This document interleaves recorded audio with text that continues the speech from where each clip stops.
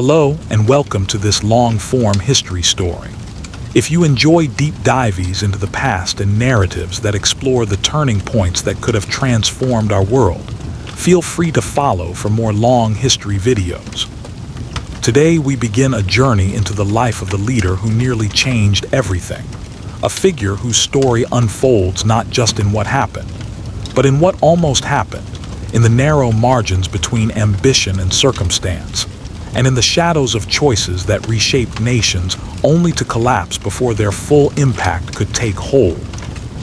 History often remembers those who succeed, the ones whose visions carry through to completion. Yet just as often, the world has been steered by those who came close, the ones who pushed the moment to the brink before being swept back by forces larger than themselves. This is the story of such a leader, a person who rose from modest origins to the very edge of historical transformation. To understand how near they came to altering the course of an entire era, we must begin with the world that existed before their rise, a world precariously balanced between old structures beginning to crack and new possibilities struggling to emerge. Before their name appeared in newspapers, before their speeches stirred crowds, before their ideas began to ripple through the halls of power, the age they were born into was marked by uncertainty. Nations were becoming more connected, yet more divided. Long-standing traditions were being challenged by rapid industrial change. Cities grew faster than governments could manage, and rural communities found themselves left behind in ways they could not fully articulate. Markets rose and crashed with startling volatility, creating a sense that the world's stability rested on a foundation far weaker than any believed. It was an era of tension, but also of opportunity, and every societal fracture created space in which new voices could rise. Into this complicated environment, the future leader was born far from the centers of influence. Their childhood was shaped by a landscape that blended hardship with possibility. The family they were raised in carried a quiet resilience, grounded in the belief that even those born at the edges of society could, through persistence and education, find a place in shaping the world.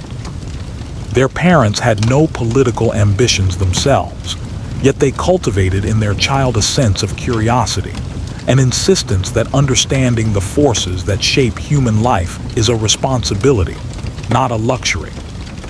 From an early age, the leader displayed an unusual intensity of observation.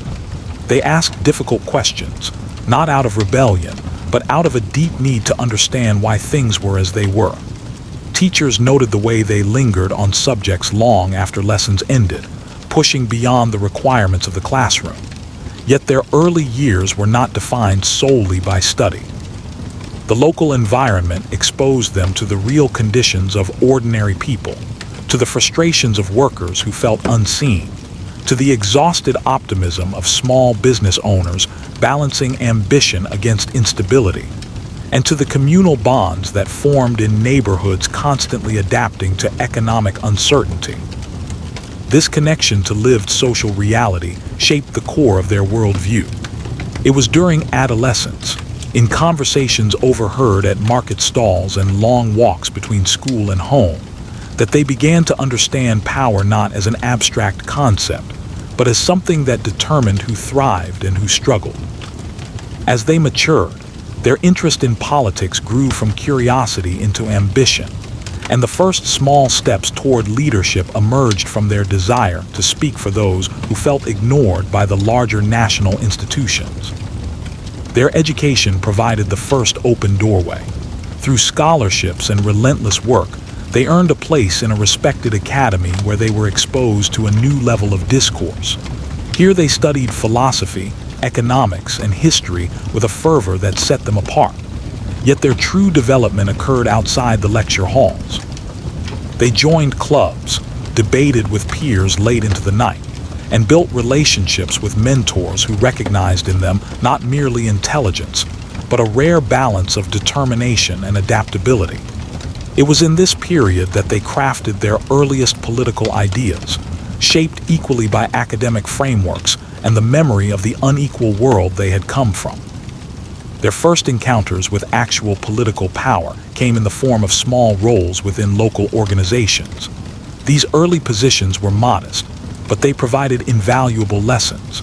They learned how people interpret promises, how alliances are forged and broken, and how even the most well-meaning efforts can be derailed by miscommunication or mistrust. Their first major initiative ended in failure, a public embarrassment that nearly drove them away from leadership entirely.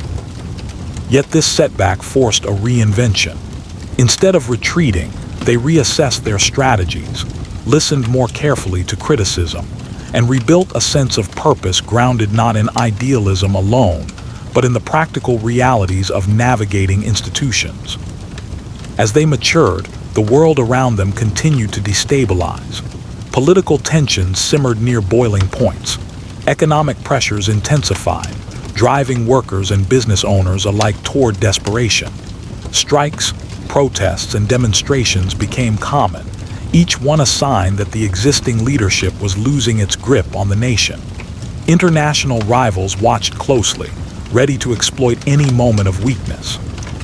More than once, commentators remarked that the era felt as if it were waiting for someone, anyone, with enough vision and strength to guide it through mounting storms. And in this moment, the rising figure began to emerge from the margins into the public eye. There is a certain fascination with leaders who nearly change everything. They occupy a peculiar space in history, one that hovers between the monumental and the forgotten, between what was and what might have been.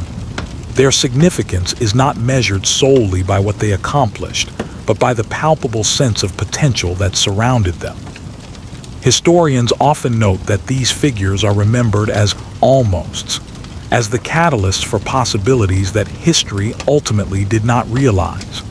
This almostness can teach us as much, if not more, than the achievements of those who succeeded fully. The notion of almost changing everything arises from a combination of personal capability, historical context, and timing. These leaders often possess exceptional vision or talent, capable of imagining solutions, systems, or structures that appear radically transformative.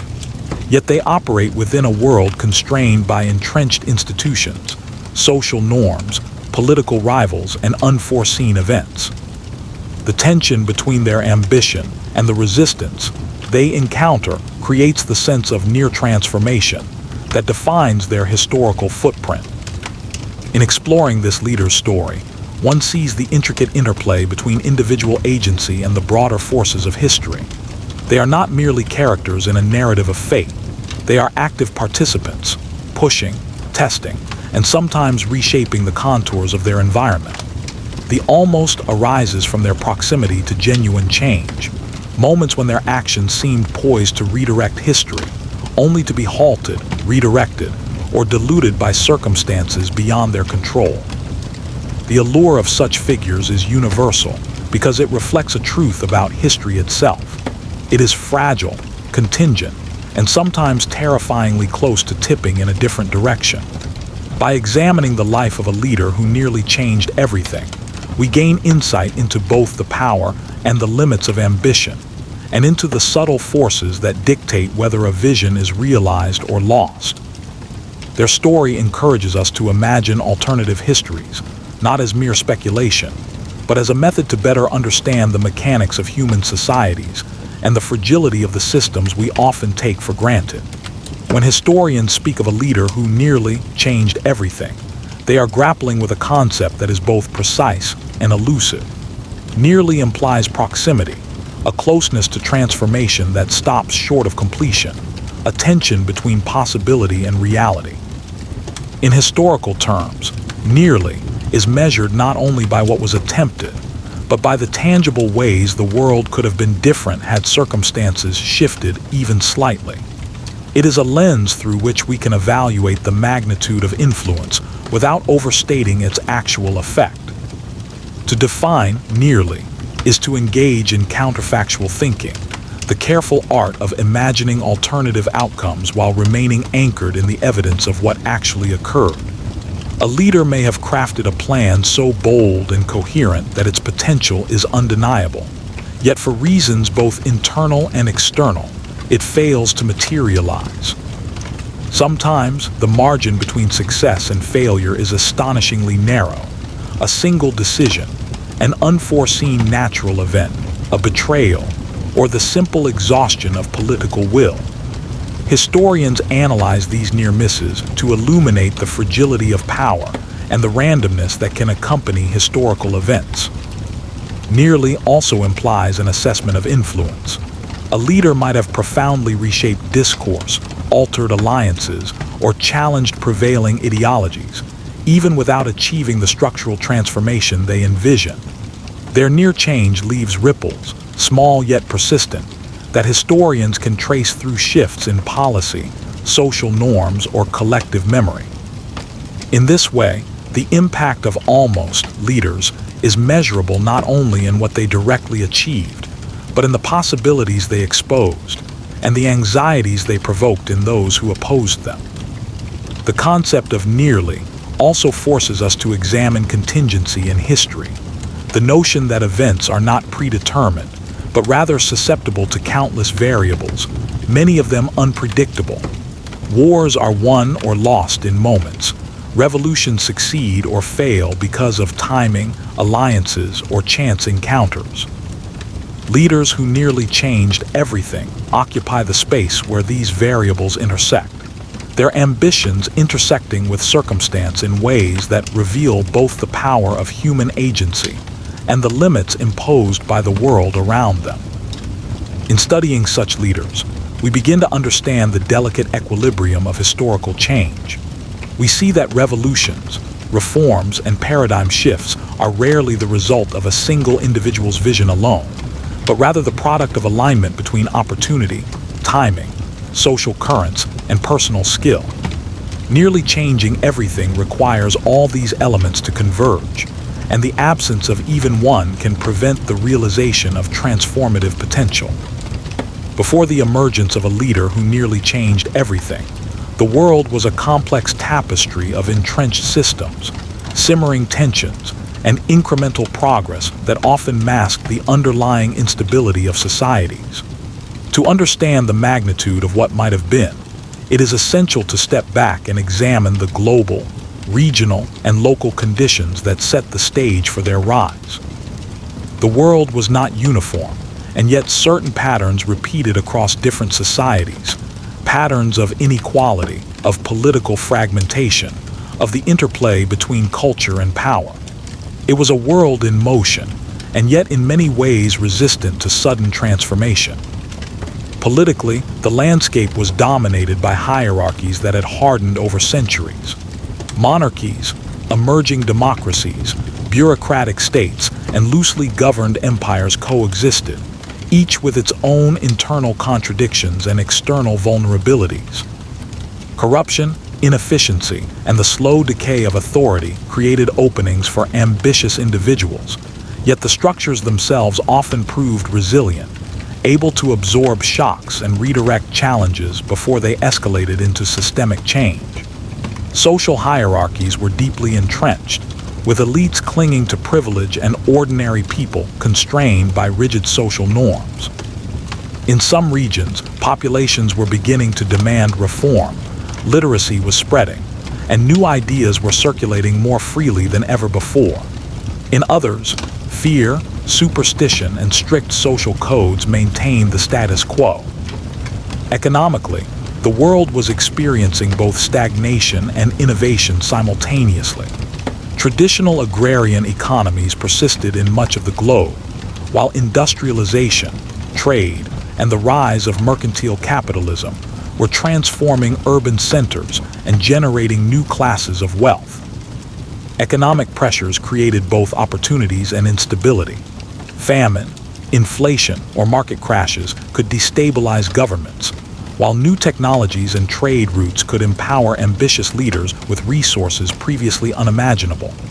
Those who nearly changed everything often found their rise facilitated by economic currents, whether it was a crisis that made populations receptive to new ideas, or a boom that provided the resources to pursue ambitious reforms.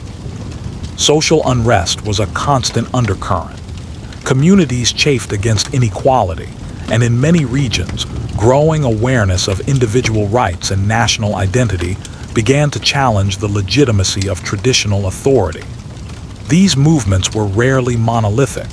They were composed of conflicting interests, ideological disputes, and competing visions for the future. The world before the rise of a near-transformational leader was thus simultaneously fragile and resilient, full of potential for upheaval, but also remarkably adept at maintaining continuity. The tension between these forces created the perfect environment for a figure whose vision was expansive, but whose success was never guaranteed. Culturally, ideas were spreading faster than ever. Philosophical, religious, and scientific movements intersected with political ambition, creating intellectual landscapes where radical change was imaginable even if difficult to achieve. Leaders who nearly changed everything often drew upon these cultural currents, articulating visions that resonated with widespread desires for reform or renewal. Yet culture could also be a constraint. Entrenched traditions, norms, and moral codes could resist transformation, limiting how far a single individual could push without provoking backlash. In this context, the world was a delicate balance between continuity and disruption. Power was both concentrated and diffuse, creating openings for individuals who could navigate the currents skillfully. Yet the same conditions that allowed a leader to rise could also contribute to their fall. Political rivals, economic shocks, and social pressures could emerge unexpectedly, eroding the momentum of change before it became irreversible. Understanding the world before the rise of this near-transformational leader is essential, because it illuminates the forces that shaped their opportunities, constrained their ambitions, and defined the narrow margin between success and failure. It was a world of near misses itself, kingdoms on the brink of collapse, empires trembling under the weight of internal contradictions, populations yearning for change yet wary of chaos. Against this backdrop, a leader with vision, charisma, and audacity could appear not as an anomaly, but as a natural product of historical forces. And yet, for all their potential, the environment that nurtured them was also fraught with pitfalls, a landscape in which even the smallest misstep could have catastrophic consequences. The world before their rise was both stage and antagonist, shaping the narrative of near transformation that history would eventually record. The story of a leader who nearly changed everything begins long before the corridors of power, long before the grand strategies and revolutionary ideas, in the quieter, more intimate spaces of family and early environment. These formative years are often overlooked in conventional histories, yet they are crucial for understanding the blend of personality, ambition, and perspective that makes a near-transformational leader possible. Their family background, the social and economic conditions into which they were born, and the prevailing values of their household all played a significant role in shaping the contours of their ambition. Our leader was born into a family that straddled the line between privilege and constraint. While not aristocrats or rulers, their parents were part of a class that afforded some security, education, and social visibility. Yet they were acutely aware of the fragility of status and the constant pressure to navigate a hierarchical society. In many ways, this duality, having access to opportunity while remaining conscious of vulnerability, instilled in them a profound understanding of both the power and the limitations of human institutions. Observing family dynamics, household hierarchies, and the ways adults negotiated authority, they learned early on that influence was earned through skill, strategy, and sometimes audacity, rather than simply inherited. The early environment also exposed them to a patchwork of cultural and social forces. They grew up in a region where old traditions clashed with emerging ideas, where religion, philosophy, and social custom coexisted uneasily with trade, travel, and the circulation of new knowledge. From a young age, they absorbed the contradictions of the world around them, the promises of progress tempered by resistance, the inequality of society paired with the possibility of mobility, and the moral and ethical debates that animated their community. These experiences cultivated a mind attuned to nuance, capable of perceiving both opportunity and risk in equal measure. Parents and extended family members left a mixed legacy. Some served as inspirations, embodying diligence, integrity, and vision, while others represented caution, fear, or the weight of convention. The interplay between encouragement and limitation shaped the leader's early sense of self. Ambitious yet calculating, willing to dream, yet always aware of the constraints imposed by circumstance. They learned lessons about negotiation, compromise, and resilience in ways that would later inform both their strategic thinking and their ability to navigate crises. Social interactions during childhood and adolescence also played a defining role.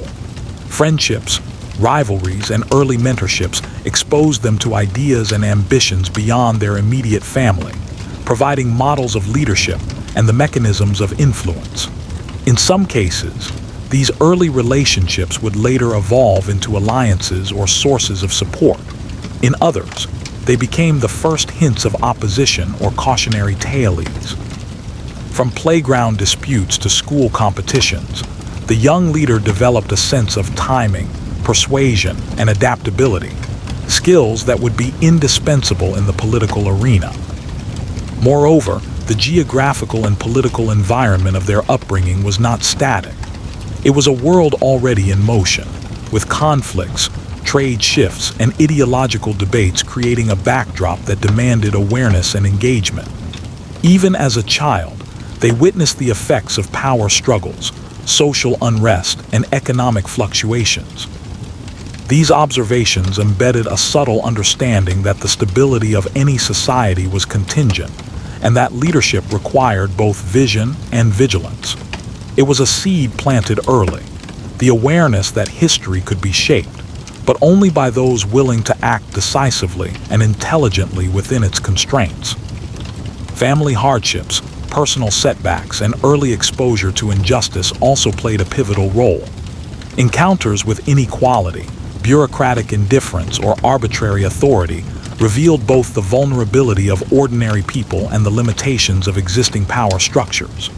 These experiences nurtured empathy, strategic thinking, and paradoxically, a sense of ambition, the recognition that one individual, properly positioned, could make a difference. It was the early education of circumstance, teaching lessons that formal schooling alone could never provide. Thus, from the very beginning, this leader's origins were a crucible of potential, privilege tempered by vulnerability, intellect balanced with social awareness, ambition informed by caution.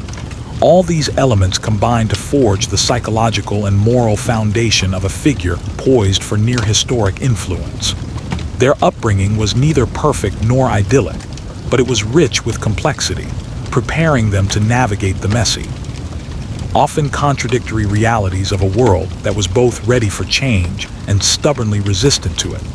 Education played a defining role in shaping the contours of this leader's mind, although it was not confined to formal schooling alone. From an early age, they demonstrated a voracious curiosity, a tendency to ask questions that adults often found uncomfortable, and a willingness to explore ideas that defied conventional wisdom. Their schooling, whether in private tutors, local academies, or institutions of emerging prestige, exposed them to the classical texts, political philosophies, and scientific developments of their time, allowing them to see both the mechanics of society and the possibilities for its transformation.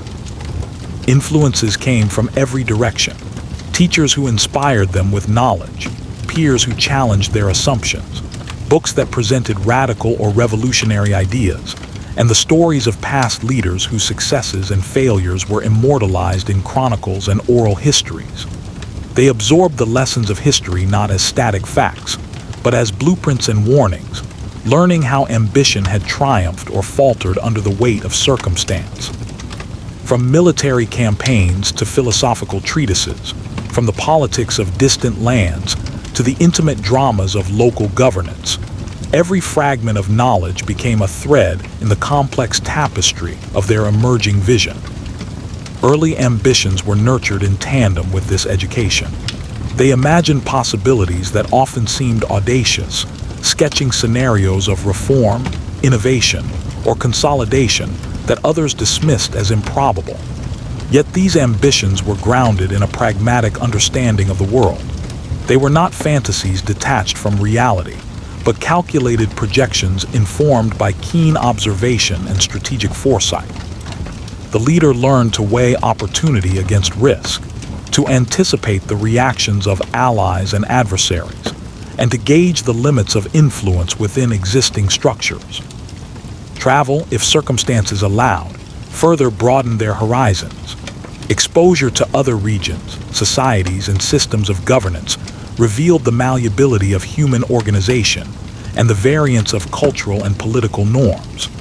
By witnessing alternative models of administration, law, commerce, and social organization, they could envision reforms and strategies that transcended the local limitations of their birthplace.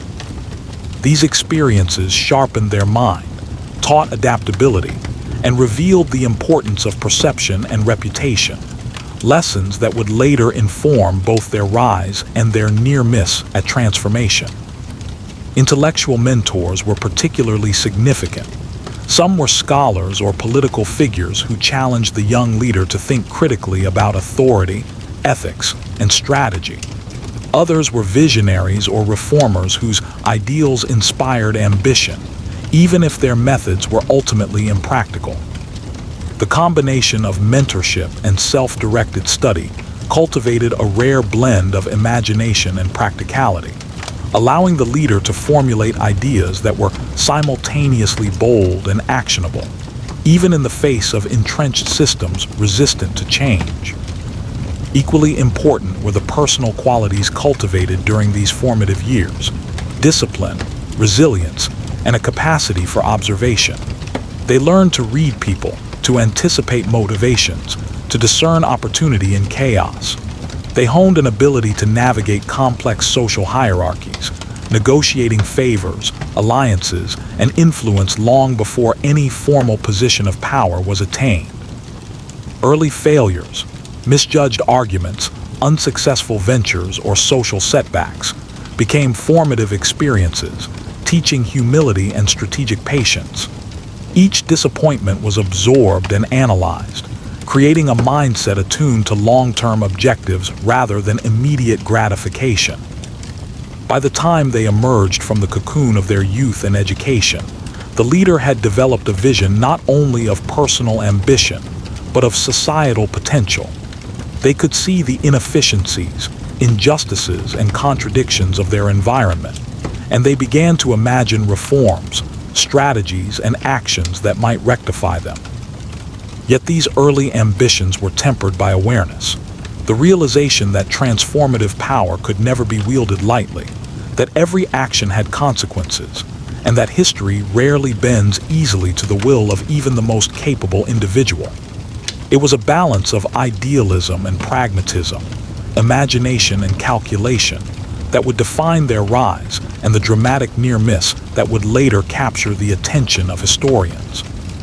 The first encounters with power are formative in ways that often define a leader's entire approach to influence and strategy. For our leader, these encounters occurred not in grand halls of government or on the battlefield, but in smaller, more intimate spheres where authority was exercised directly and visibly. Early political experiences might have included local councils, student organizations, business ventures, or familial responsibilities, all of which offered glimpses into the mechanics of decision-making, negotiation, and human behavior. These early forays into power revealed both its possibilities and its pitfalls. The leader observed how authority could inspire loyalty, how vision could galvanize support, and how reputation could be built through a combination of competence, charisma, and timing. They also witnessed the darker side: betrayal, envy, arbitrary exercise of influence, and the fragility of loyalty when ambition or fear intruded. From these initial encounters, they learned that power was rarely absolute. It was a delicate equilibrium maintained through perception, alliances, and the careful management of both supporters and opponents. Crucially, these first experiences also illuminated the importance of personal credibility. The leader discovered that promises, words, and demonstrated skill mattered as much as birthright or inherited position. A single misstep could erode influence, while even modest acts of competence or integrity could earn disproportionate recognition. The interplay between individual ability and external circumstance became clear. Ambition alone was insufficient, but combined with timing, opportunity, and careful strategy, it could begin to shape outcomes in meaningful ways. These encounters often came with early victories that were both intoxicating and instructive. Perhaps the leader successfully mediated a dispute, initiated a small reform, or executed a project that won public admiration. Each success reinforced the idea that structured action, intelligent planning, and persuasive communication could produce tangible results. Yet alongside these victories came lessons in humility, the limits of authority, the resilience of established systems, and the unforeseen consequences that could accompany even well-intentioned initiatives. Equally significant were the first brushes with opposition. Rivals, skeptics, and gatekeepers of power tested the leader's resolve, challenging both their methods and their vision. These confrontations taught them the importance of strategy over brute force, of negotiation over confrontation, and of timing over impatience. The ability to read intentions, anticipate reactions, and adjust plans accordingly became an indispensable skill. These lessons were learned early and would recur throughout their later attempts at influence, serving as the foundation for the tactical sophistication that characterized their near-transformational ambitions. Mentorship and observation also shaped these formative encounters. Seasoned figures in politics, commerce, or community leadership often offered guidance, demonstrating both effective strategies and cautionary tales. The leader absorbed these lessons, synthesizing them with their own instincts and ambitions, gradually developing a personal approach to power that combined audacity with calculation. They learned when to advance boldly, when to retreat strategically, and when patience could produce results more enduring than immediate action. These early encounters also revealed the psychological dimensions of power. The leader observed the fears, insecurities, and ambitions of those around them, recognizing that influence often hinged not on formal authority, but on perception, persuasion, and the ability to inspire or intimidate. They became adept at cultivating alliances, understanding the motivations of allies and adversaries alike, and leveraging opportunities as they arose. These skills would later be critical in navigating the complex political, social, and international landscapes that nearly allowed them to reshape history. History is not merely a record of events. It is the interpretation of those events, shaped and reshaped over time by culture, politics, ideology, and human memory. The leader who nearly changed everything became a figure whose legacy was not defined solely by deeds, victories, or failures, but by how successive generations remembered, debated, and mythologized their life and near transformation. Memory, in this sense, is as powerful a force as policy or power, capable of elevating a figure to symbolic significance, preserving lessons, and influencing identity long after direct influence has faded. The story of this leader, therefore, is inseparable from the ways in which societies have reconstructed it, often in ways that reveal as much about the observers as about the observed. In the immediate aftermath, memory was highly polarized. Supporters emphasized the audacity, vision, and skill of the leader, framing their near success as proof of what could be accomplished when ambition, intelligence, and opportunity converged. These narratives celebrated moments of strategic brilliance, the mobilization of allies, and the articulation of a transformative vision. To these adherents, The leader became not merely a historical actor, but a symbol of possibility, the embodiment of what might have been and the inspiration for future action. Songs, speeches, literature, and oral traditions began to enshrine this narrative, highlighting courage, foresight, and a commitment to ideals even in the face of ultimate failure. Opponents, however, constructed an alternative memory, emphasizing hubris, miscalculation, and the dangers inherent in attempting to reshape entrenched structures. In these accounts, the leader's near transformation was framed not as potential, but as folly, a cautionary tale of overreach and ambition unchecked by realism. Scholars, journalists, and public commentators highlighted errors, setbacks, and the consequences of failure, creating a narrative that warned future actors about the perils of overestimating capacity or underestimating opposition. Over time, these competing narratives generated a complex, sometimes contradictory memory, in which the leader could be simultaneously admired, criticized, and mythologized. As decades passed, the memory of the leader evolved further, influenced by the changing needs, ideologies, and aspirations of societies. During periods of reform, renewal, or social upheaval, the leader was often invoked as an exemplar of ambition, vision, and courage, the figure who had come closest to reshaping the world. Their near success was celebrated as a lesson in what is possible, and their strategies studied as models for contemporary reformers. Conversely, in periods of conservatism or retrenchment, the leader was portrayed as a warning, a symbol of disruption, instability, or hubris. Memory thus became a tool in ideological battles, a mirror reflecting the values, fears, and aspirations of those who remembered, rather than a simple record of historical fact. Popular culture played a crucial role in shaping memory. Plays, novels, and eventually films recast the leader's story for successive generations, blending fact with interpretation, and occasionally with myth. Dramatic retellings emphasized narrative arcs of rise, near success, and fall, often highlighting personal qualities such as determination, intelligence, and moral courage. These depictions, while sometimes historically inaccurate, cemented the figure in public consciousness, making the leader recognizable not just to scholars, but to ordinary citizens who may have had little direct knowledge of the historical events themselves. Memory became performative, experienced not only as knowledge but as story, emotion, and cultural reference. Historiography further complicated memory.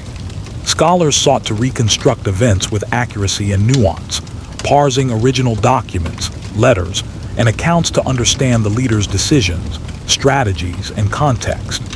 Debates emerged over the feasibility of their vision, the causes of near success and collapse, and the degree to which individual agency versus structural constraints shaped outcomes. Revisionist historians challenged earlier narratives, arguing that both admiration and criticism had been exaggerated by cultural or ideological bias. In these debates, memory became contested terrain, a dialogue across generations about the significance of ambition, the nature of power, and the meaning of near transformation in human history. The symbolic role of the leader evolved alongside national and global identity. In some contexts, they were elevated as a national hero, a figure representing the potential greatness of a society under visionary leadership.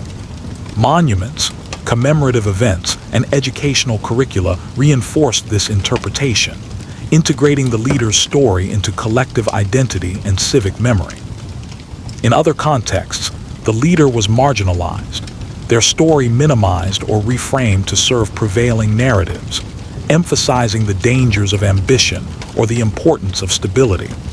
Over time, the flexibility of memory allowed the leader's life to be adapted to the needs of successive generations, ensuring enduring relevance even in the absence of concrete achievement.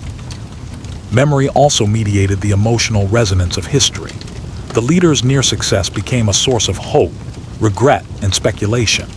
What might have been emerged as a recurring theme, inspiring intellectual inquiry, political ambition, and artistic representation. Societies, communities, and individuals projected aspirations and anxieties onto the figure, using the narrative of near transformation to explore questions of possibility, responsibility, and human potential. The emotional dimension of memory amplified its cultural power, ensuring that the leader remained a touchstone for reflection on ambition, strategy, and the unpredictability of historical outcomes. Over time, the figure became a lens through which broader historical patterns were understood. The dynamics of rise and collapse, the interplay of opportunity and opposition, and the fragility of near success served as case studies for the interpretation of political, social, and economic change. Educators, analysts, and policymakers invoked the leader's life to illustrate principles of leadership, strategic planning, and risk management. In this way, memory was both a repository of narrative and a practical tool, informing action, study, and decision-making long after the events themselves had passed. The mythologizing of the leader was further enhanced by the selective preservation of documents, letters, and records. Those who controlled archives, intellectual institutions, or historical discourse had the power to emphasize certain events while downplaying others. As a result, the memory of the leader was mediated not only by culture, but also by institutional authority, creating layers of interpretation that intertwined factual record with symbolic significance. Over generations, the leader became both a historical figure and a narrative construct, illustrating how memory can shape perception as profoundly as lived events. Nationalist, critical, and revisionist perspectives produce divergent interpretations.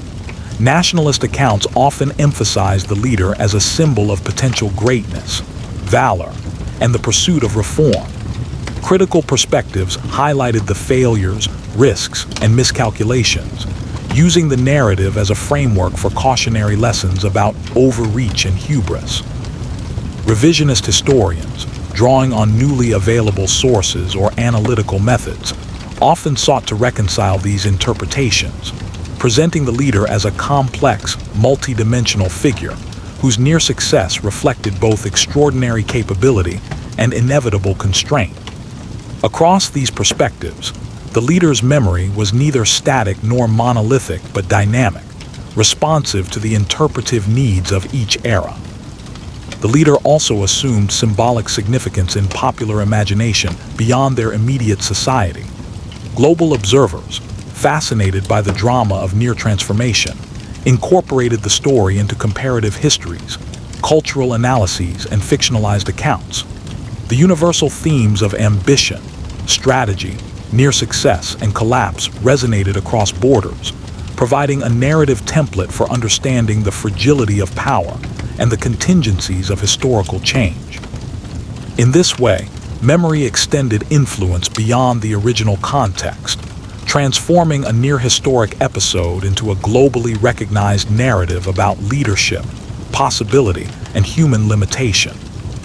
Time itself reshaped the story.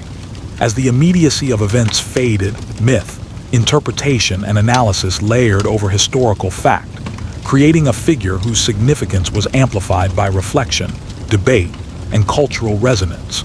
The leader's near success became a tool for exploring universal questions.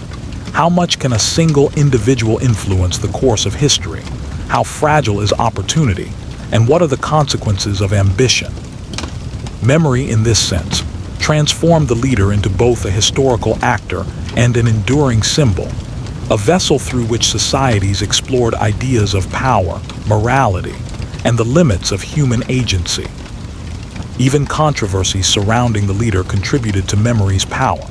Disputes about motives, strategy, and outcomes encouraged sustained engagement, debate, and reassessment. Each generation reinterpreted events in light of contemporary values, political ideologies, and historical priorities.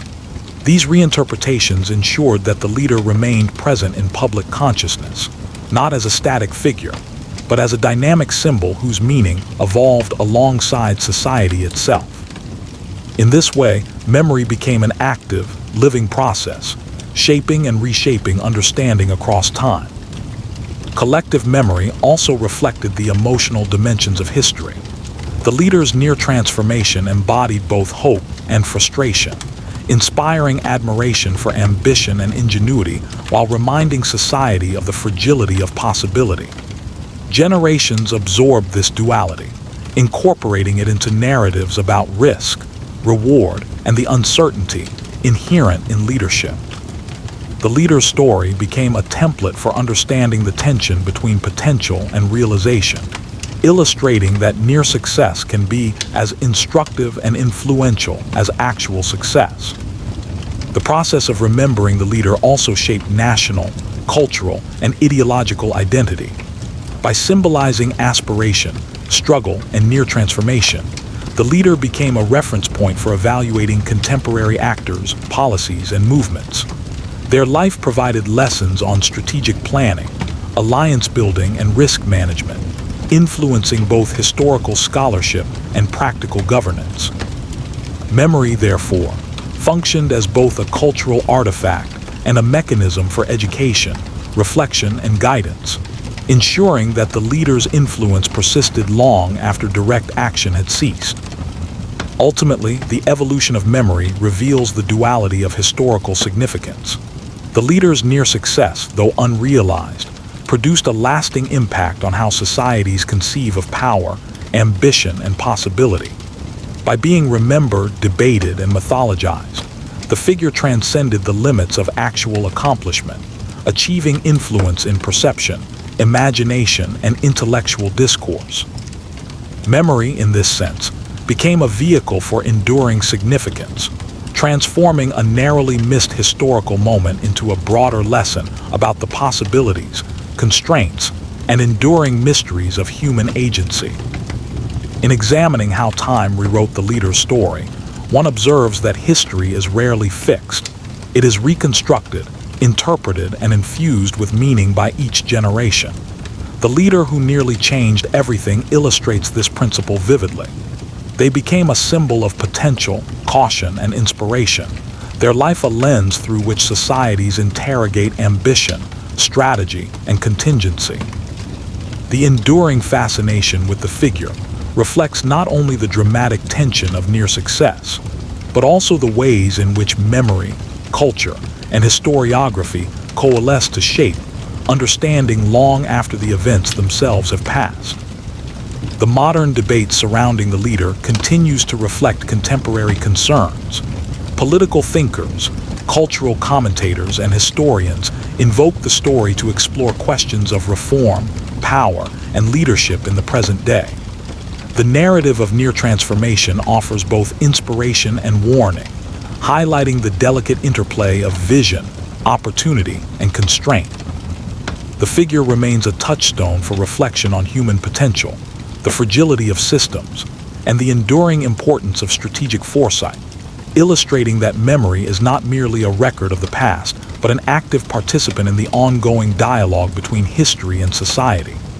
The story of the leader who nearly changed everything is, at its heart, a story about the delicate balance between ambition and circumstance, vision and reality, action and consequence. History is often told in terms of triumphs, failures, and decisive outcomes, but the true texture of human experience and the patterns of historical change are frequently defined in the spaces between, in the moments when potential brushes against reality and the world hangs in the balance. The almost occupies a unique and profoundly instructive position in history. It is at once a demonstration of capability, a measure of fragility, and a catalyst for reflection, inspiration, and learning. The life and near transformation of this leader exemplify this principle, illuminating the subtle yet enduring power of what nearly was. One of the central lessons of the story is the importance of near change itself. Even when ultimate goals remain unachieved, the attempt to transform society, politics, or culture exerts influence. The leader's actions reshaped perception, catalyzed discourse, and revealed structural vulnerabilities in governance, economy, and society. Allies, adversaries, and ordinary citizens alike were compelled to respond, to adapt, and to reflect on the possibilities that had momentarily emerged. In this sense, near transformation is not failure.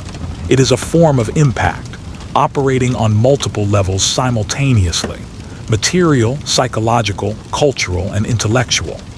The attempt, the demonstration of capability, and the exposure of latent potential leave a mark that endures far beyond the immediate outcomes. The fragility of opportunity emerges as another essential insight. The leader's near success illustrates how tightly constrained transformative possibilities often are, dependent on timing, alliances, perception, and circumstance. Small miscalculations, unforeseen crises, or shifts in loyalty can derail even the most skillful and visionary actor. History is filled with such moments, pivot points where the alignment of forces was nearly sufficient to produce transformation, but ultimately fell short. These episodes are instructive because they reveal not only the limits of individual agency, but also the intricate interplay of social, political, and structural dynamics that shape outcomes. They teach the enduring lesson that greatness, while possible, is never guaranteed. Equally significant is the demonstration of strategic vision. The leader's capacity to conceive, articulate, and mobilize toward a radical but coherent set of objectives reveals the power of foresight, planning, and imagination. Even when execution falters, the presence of vision reshapes expectations, challenges existing assumptions, and stimulates debate. The leader's ideas, though only partially realized, informed subsequent actors, influenced policy discussions, and became touchstones in cultural, political, and intellectual discourse. The power of almost in this context lies not only in what was attempted, but in the lasting imprint of vision on collective thought and societal aspiration. The leader's story also underscores the role of resilience and adaptation. Near success is rarely linear. It involves setbacks, recalibration, and continual engagement with the forces of opposition and circumstance. The collapse of their initiatives was devastating in immediate terms, yet the leader's persistence in mentorship, intellectual reflection, and legacy building ensured that influence endured in indirect, subtle, and long-term ways. This capacity to engage meaningfully, even after formal power has been lost, illustrates that the power of almost is multidimensional. It manifests in action, in thought, and in the shaping of future possibilities, often in ways that outlast immediate failure. Another key insight is the interplay between individual agency and systemic structures. The leader's near transformation highlights the dual reality that extraordinary capability is necessary but not sufficient to reshape society. Structural constraints, bureaucracies, entrenched interests, economic systems, social norms, and international dynamics mediate the translation of vision into reality. Understanding the power of almost requires appreciating this duality. Individual brilliance can bring the world to the brink of transformation, yet structural inertia, opposition, and contingency can prevent realization. It is in this space between capacity and outcome that history is both most precarious and most instructive.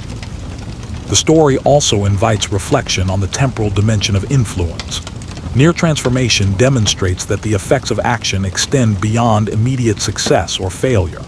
The leader's vision, strategies, and even mistakes influence contemporaries and successive generations, shaping debate, policy, and collective imagination. Counterfactual possibilities, historical analysis, and cultural memory all amplify the enduring significance of near success. The power of almost, therefore, is not confined to the timeline of direct action. It radiates forward in time, informing decisions, inspiring ambition, and challenging assumptions long after the moment itself has passed. Cultural and symbolic dimensions are equally vital. The leader became more than a historical actor. They became a symbol of aspiration, audacity, and possibility. Their near success inspired art, literature, political theory, and popular imagination, creating narratives that framed ambition, strategy, and risk in accessible and enduring forms. Symbolism, myth-making, and collective memory transform the leader into a vessel for broader societal reflection, illustrating that the power of almost is as much about meaning and perception as it is about concrete achievement. Memory, interpretation, and myth-making are integral components of historical influence, magnifying the resonance of near transformation. The counterfactual exploration of what might have been also deepens understanding. Imagining a world in which the leader had fully realized their vision illuminates the potential scale of impact. Systemic reform, economic restructuring, cultural flourishing, international influence, and enduring institutional change. These scenarios are not merely fanciful. They provide a framework for evaluating the feasibility, risk, and transformative potential of action. By examining the contours of success that were narrowly missed, historians and strategists gain insight into the structural, social, and political dynamics that govern possibility and constrain ambition. The power of almost is thus both imaginative and analytical, enriching understanding of history and human agency. The story further emphasizes the continuity between past and present. Near success, failure, and reflection generate lessons applicable to contemporary leadership, policymaking, and societal organization. The leader's life demonstrates the importance of strategy, foresight, adaptability, and moral courage, while simultaneously highlighting the necessity of managing opposition, navigating structural constraints, and responding to contingency.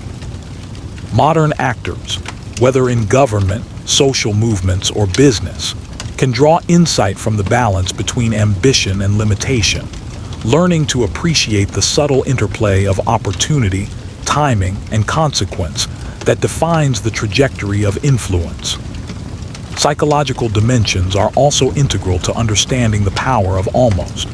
The human experience of near success, hope, exhilaration, disappointment, and reflection offers insight into motivation, decision-making, and resilience.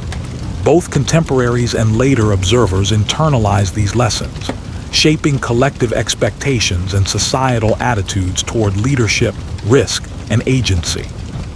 The leader's emotional and cognitive navigation of near transformation becomes instructive in itself, demonstrating how the experience of proximity to historic change shapes behavior, strategy, and understanding.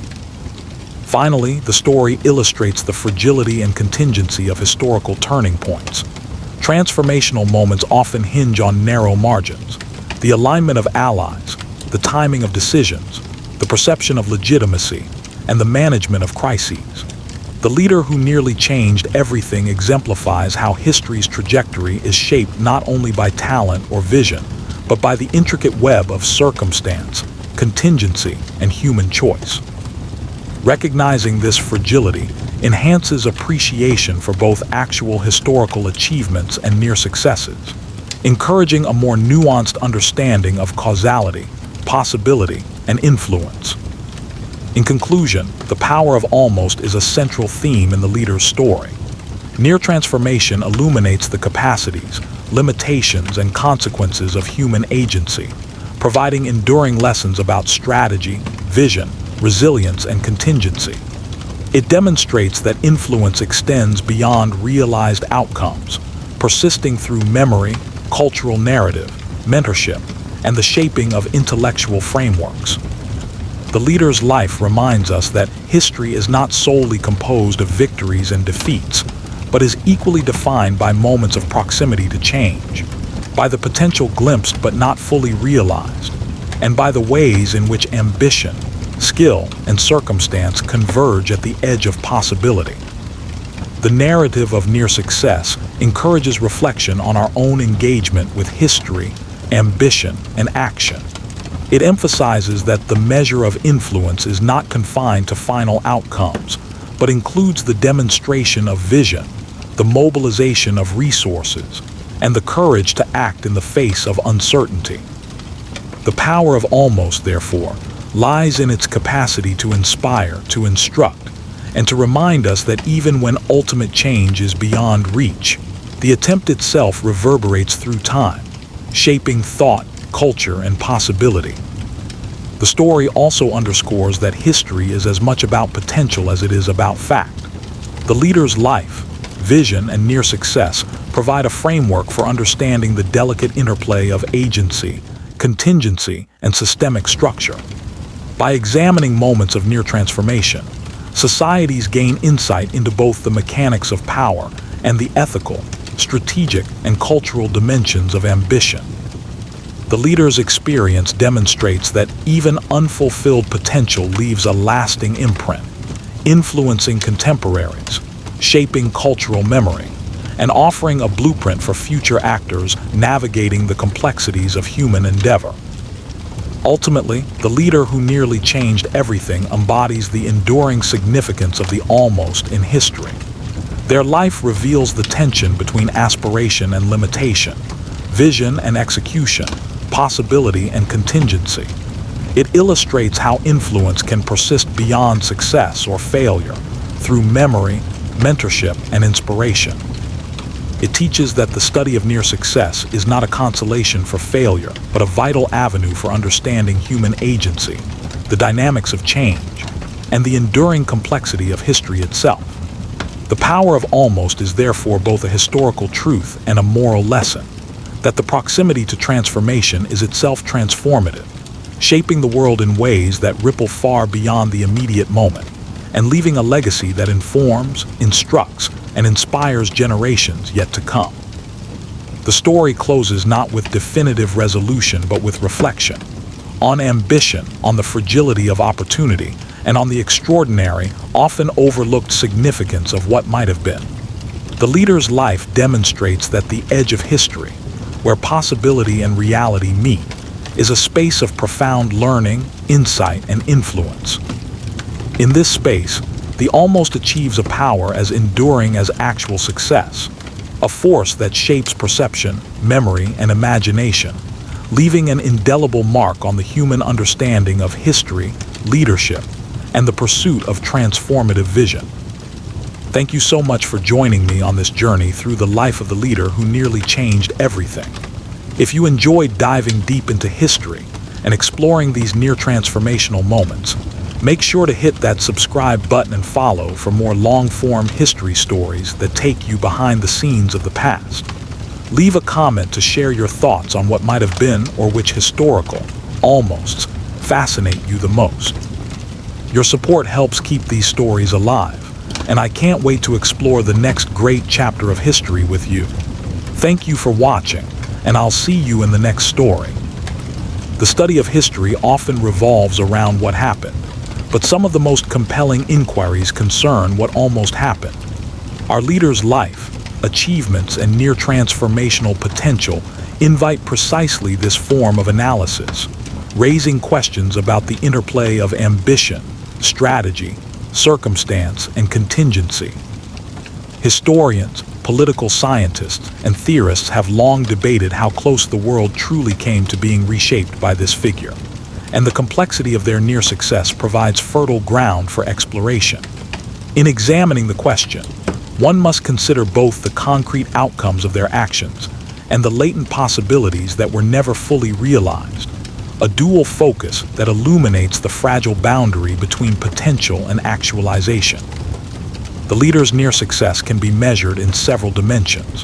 Politically, they achieved a position of influence unprecedented in their environment, commanding both the loyalty of key allies and the attention of rivals who had previously assumed stability in their domains.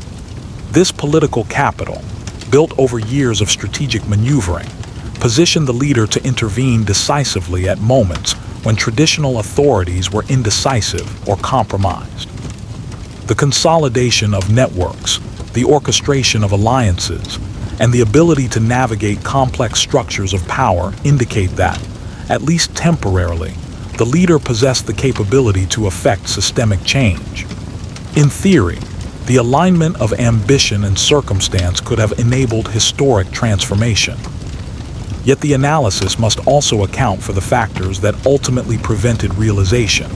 Structural constraints, unpredictable crises, and the resistance of entrenched interests all contributed to the collapse of their near-transformational moment. While the leader demonstrated exceptional skill in strategy, persuasion, and timing, history is rarely determined by ability alone.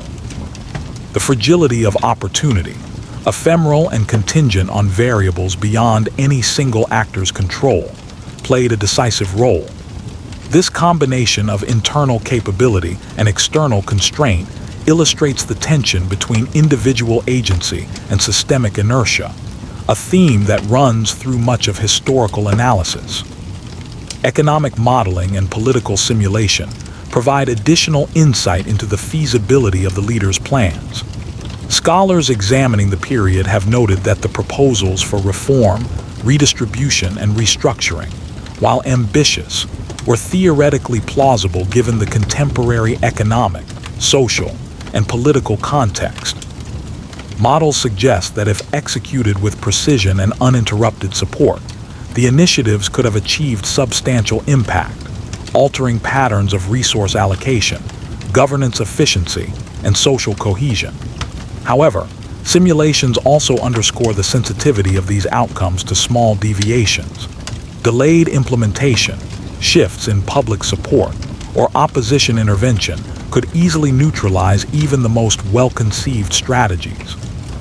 In this sense, the leader's near success was simultaneously remarkable and precarious, a demonstration of potential constrained by contingency. Counterfactual analysis, a tool often used by historians to explore what-if scenarios, offers further perspective. By imagining alternative outcomes in which critical decisions succeeded, allies remained loyal, and crises were managed effectively, scholars can reconstruct plausible paths through which the leader's vision might have been realized. These scenarios highlight both the extraordinary alignment required for systemic change and the thin margins that separate near success from outright failure. The exercise also emphasizes the importance of timing and perception. Historical outcomes are rarely determined by capability alone. They emerge from the interaction of skill, opportunity, and the unpredictable behavior of other actors. Critically, historical analysis also considers the symbolic dimension of the leader's near success. Even without full realization of their vision, the figure became emblematic of the possibilities inherent in leadership, ambition, and strategic acumen. The demonstration that near transformation was achievable, if not realized, exerted an influence on contemporaries and later generations alike. It provided a conceptual model for what could be attempted, what risks were involved, and how human agency interacts with structural constraint. In this way, the leader's influence extended beyond immediate outcomes, shaping intellectual frameworks, political strategies, and historical expectations in subtle but enduring ways. Scholars debate the limits of the leader's potential with nuance. Some argue that the vision, while audacious and inspiring, was ultimately unrealistic given the political, economic, and social conditions of the time. They emphasize the resistance of entrenched structures, the fragility of alliances, and the unpredictability of external events as insurmountable barriers. Others contend that, had the leader executed differently, leveraged opportunities more effectively, or mitigated risks more fully, systemic transformation was within reach. These debates illustrate the tension between agency and contingency, reminding us that near transformation exists in a liminal space where achievement is always possible, but never guaranteed. The analysis also considers the psychological and strategic aspects of the leader's actions. Decisions made under pressure, the management of perception, and the cultivation of loyalty all reveal a figure deeply attuned to the dynamics of influence and power. By studying these behaviors, historians gain insight into the mechanisms through which near change operates, the orchestration of networks, the framing of vision, the anticipation of opposition, and the careful calibration of risk. The leader's failures in this context are as informative as their successes, providing lessons on the fragility of opportunity, the limits of foresight, and the role of resilience in leadership. Moreover, this period allows historians to explore broader theoretical questions about history itself. How much do individual actors shape outcomes relative to systemic forces? To what extent can vision, strategy, and skill overcome structural inertia and entrenched interests?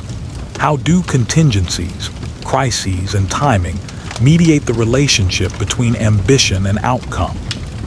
The Leader's Near Transformation provides a case study in which these questions are not abstract but concretely embodied, offering a rich source of insight into the mechanisms of historical change and the delicate balance between possibility and realization.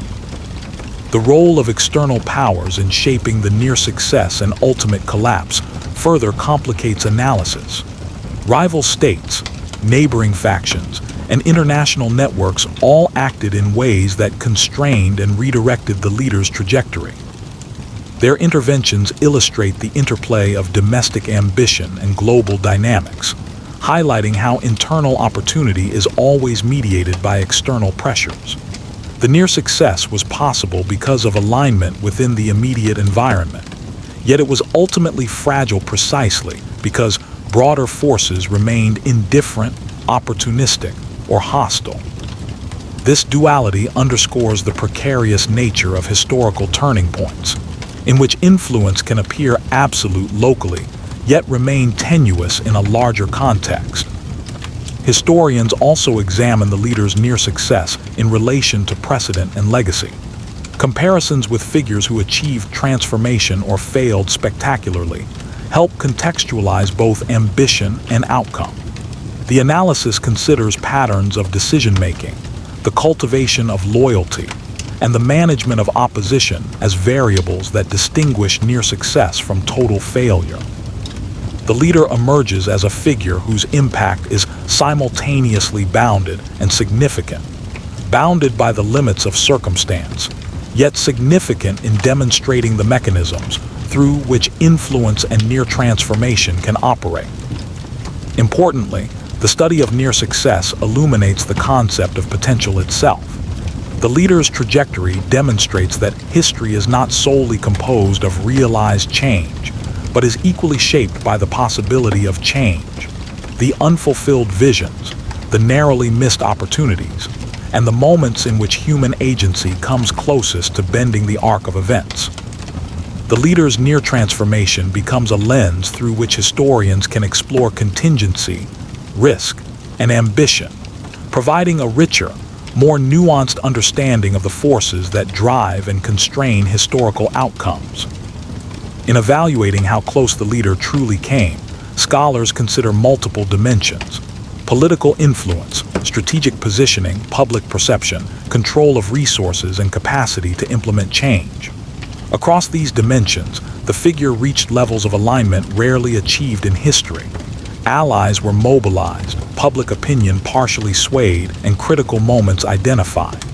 Yet in each dimension, vulnerability persisted. Timing faltered, resistance coalesced, crises intervened, and opportunities slipped away. The interplay of these factors demonstrates the razor-thin margins that distinguish near success from actual transformation and highlights the delicate architecture of historical possibility. Historians also explore the temporal dimensions of near transformation. Moments of opportunity, even when fleeting, exert disproportionate influence on subsequent events. The leader's near success shaped subsequent policies, influenced the decisions of contemporaries, and provided a conceptual model for future actors. Even in absence of direct transformation, the period illuminated what could be attempted, what risks were inherent, and how ambition interacts with structure. In this sense, the leader's impact is measured not solely in concrete outcomes, but in the enduring imprint on thought, strategy, and historical imagination. The analysis of near transformation also invites reflection on the nature of failure. The leader's collapse was instructive, revealing vulnerabilities in strategy, perception, and resource management. Yet failure in this context is not purely negative. It demonstrates the fragility of opportunity, the limits of agency, and the ways in which history responds to human ambition. By examining what was almost achieved, historians gain insight into both success and constraint, highlighting the delicate tension between aspiration and structural reality. Finally, historical analysis emphasizes the broader lessons of the leader's life. Near transformation teaches that vision alone is insufficient without execution, that timing can be as critical as strategy, and that influence is contingent upon a convergence of allies, opportunity, and circumstance.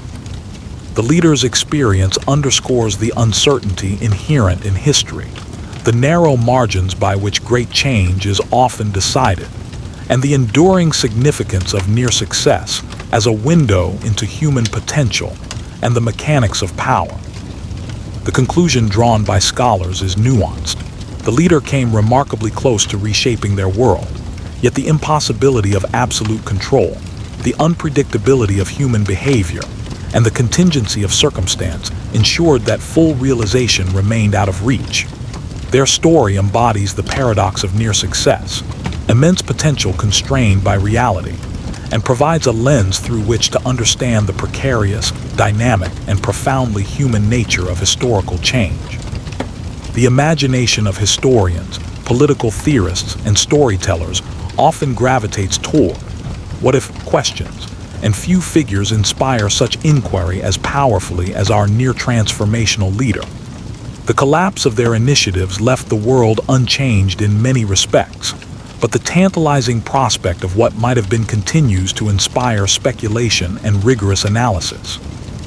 By envisioning a scenario in which the leader had successfully enacted their vision, one can explore not only the direct consequences of policy and reform, but also the cascading effects on social structures, international relations, culture, and global dynamics. Counterfactual analysis illuminates the extraordinary, if ultimately unrealized, potential embedded in the alignment of ambition, skill, and opportunity.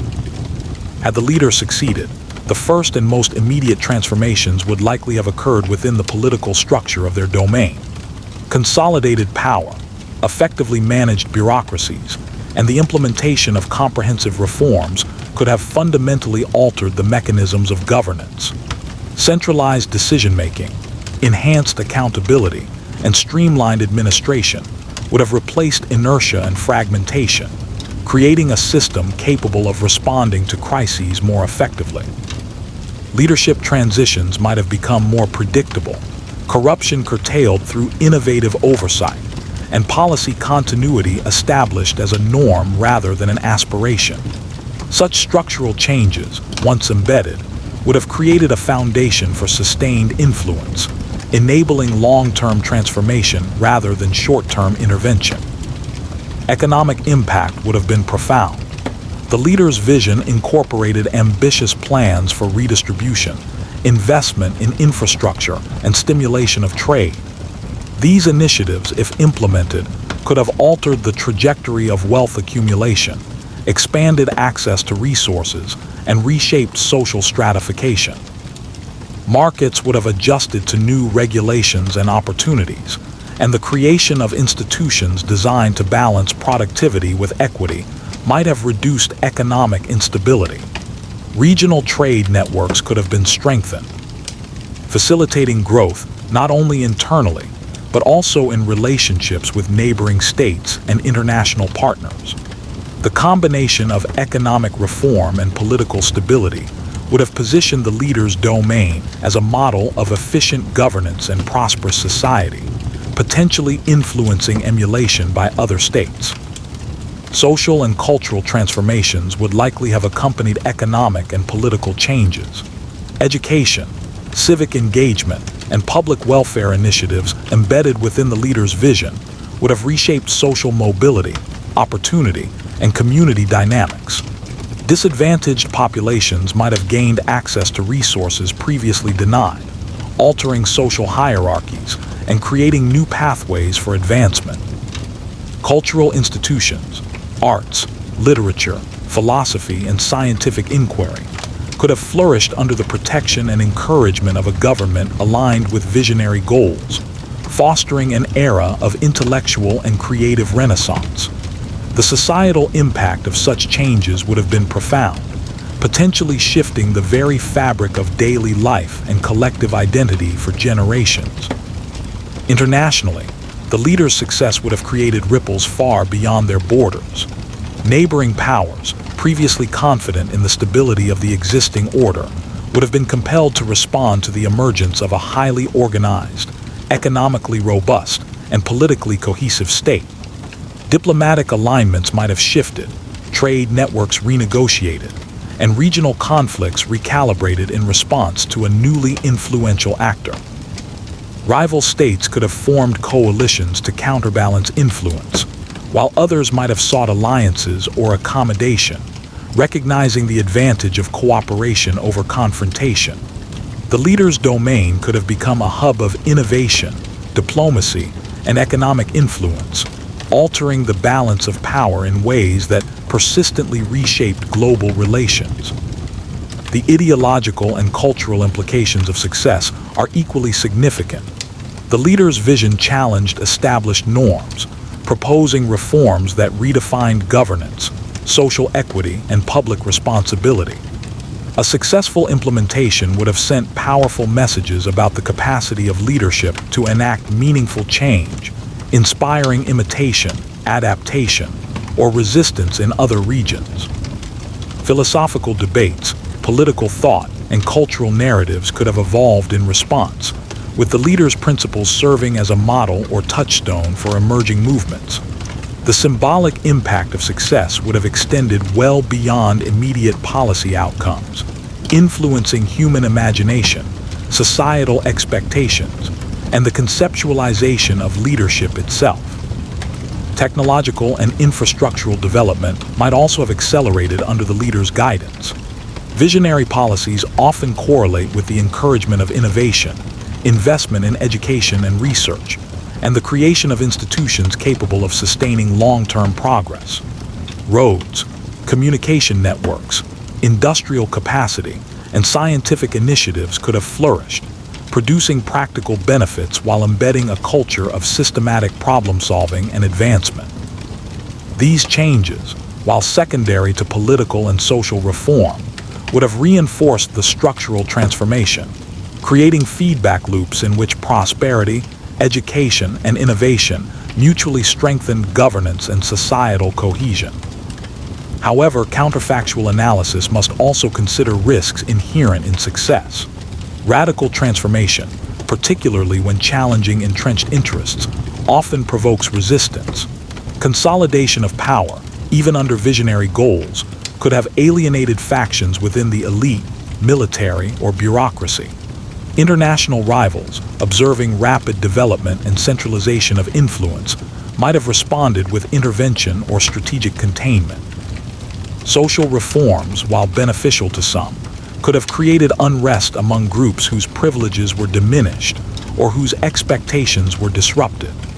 The leader's success, therefore, would not have produced a utopia, but rather a dynamic, contested, and evolving landscape in which continued skill and adaptability remained essential. The long-term trajectory of a successful leadership period suggests both stabilization and transformation. If the leader had managed to navigate early resistance, consolidate reforms, and maintain credibility with allies and the public, subsequent generations would have inherited a fundamentally altered political, economic, and social environment. The persistence of institutions, legal frameworks, and cultural norms established under their guidance could have shaped the evolution of society for decades or centuries. Governance might have been characterized by greater efficiency and responsiveness, economic inequality reduced, and societal opportunity expanded, producing both tangible material improvements and a more engaged citizenry. Education and intellectual life would have likely experienced a renaissance. By supporting institutions, encouraging inquiry, and fostering intellectual exchange, the leader's success could have accelerated the spread of ideas, the development of sciences, and the evolution of philosophy and literature. Intellectual networks might have become international in scope, creating cross-cultural collaborations and stimulating global advancements in knowledge. The integration of governance with intellectual development would have reinforced stability while nurturing innovation, producing an environment in which human capital and creative output flourished. Religious and cultural dimensions of society would also have been affected. The leaders' reforms, whether explicitly secular or strategically accommodating religious institutions, would have reshaped societal cohesion and moral frameworks. Policies designed to reduce inequality, promote fairness, or enhance civic engagement could have altered the relationship between authority and faith, between governance and cultural expression, and between communal norms and individual aspirations. The symbolic and practical integration of societal reforms with cultural values would have reinforced legitimacy and fostered durable social cohesion. Global power structures would have shifted as a result.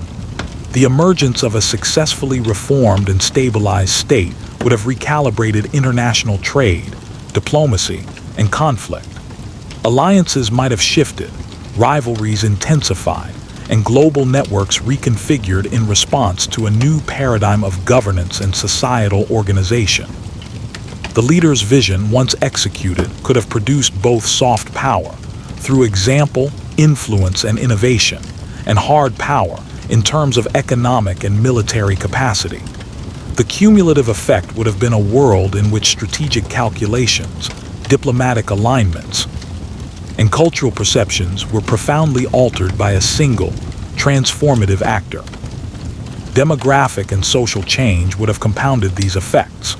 Population movements, urbanization, educational attainment, and the redistribution of resources could have created a more mobile, educated, and engaged populace. Social mobility might have expanded dramatically, reducing the rigidity of class structures and enabling a broader spectrum of citizens to participate in governance, commerce, and cultural life. The leader's success would thus have been felt not only in policy and institutions, but in the daily lives, aspirations, and opportunities of ordinary people. Even technological and industrial innovation would have been indirectly influenced. Stability, predictable governance, and a supportive intellectual environment create conditions conducive to experimentation, investment, and industrial expansion. Laboratories, workshops, and academic institutions could have flourished, producing inventions, efficiencies, and discoveries that accelerated societal advancement. The ripple effects of policy success would extend into productivity, standards of living, and the capacity for future generations to solve complex challenges.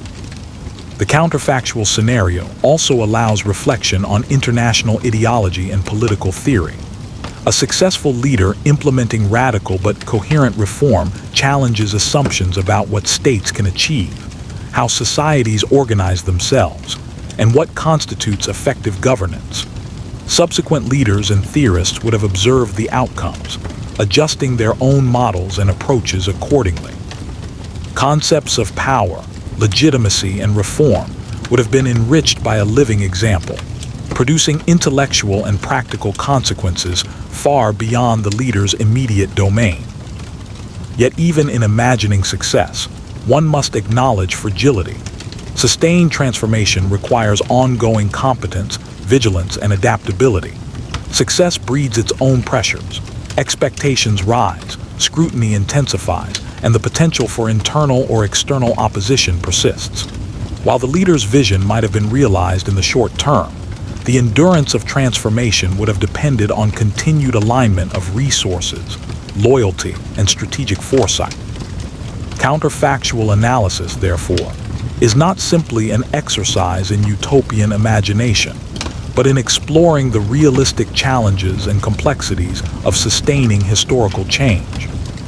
In sum, a successful enactment of the leader's vision would have reshaped the political, economic, social, and cultural landscape of their world.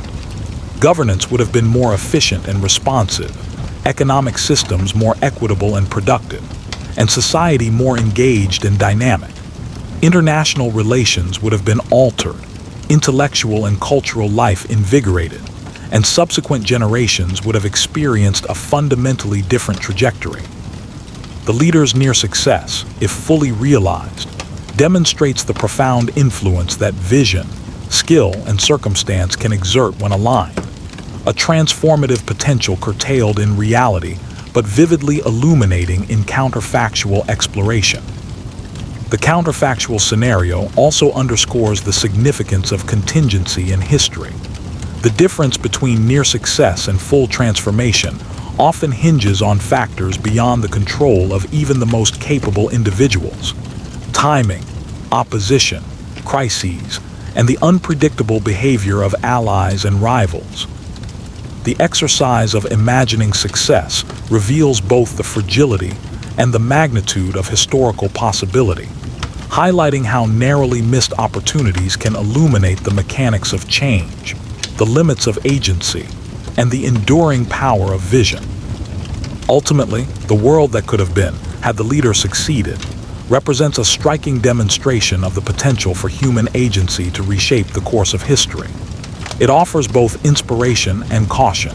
Inspiration in showing what ambition, intelligence, and strategic acumen might achieve, and caution in reminding us how easily opportunity can slip through even the most capable hands. The counterfactual scenario affirms the profound significance of near transformation, the value of vision, and the delicate interplay of circumstance and agency that defines the arc of historical possibility. Every leader who nearly changes everything encounters a moment in which the world seems to hang in the balance, a fleeting period when possibility and reality converge so sharply that history itself appears poised to be rewritten.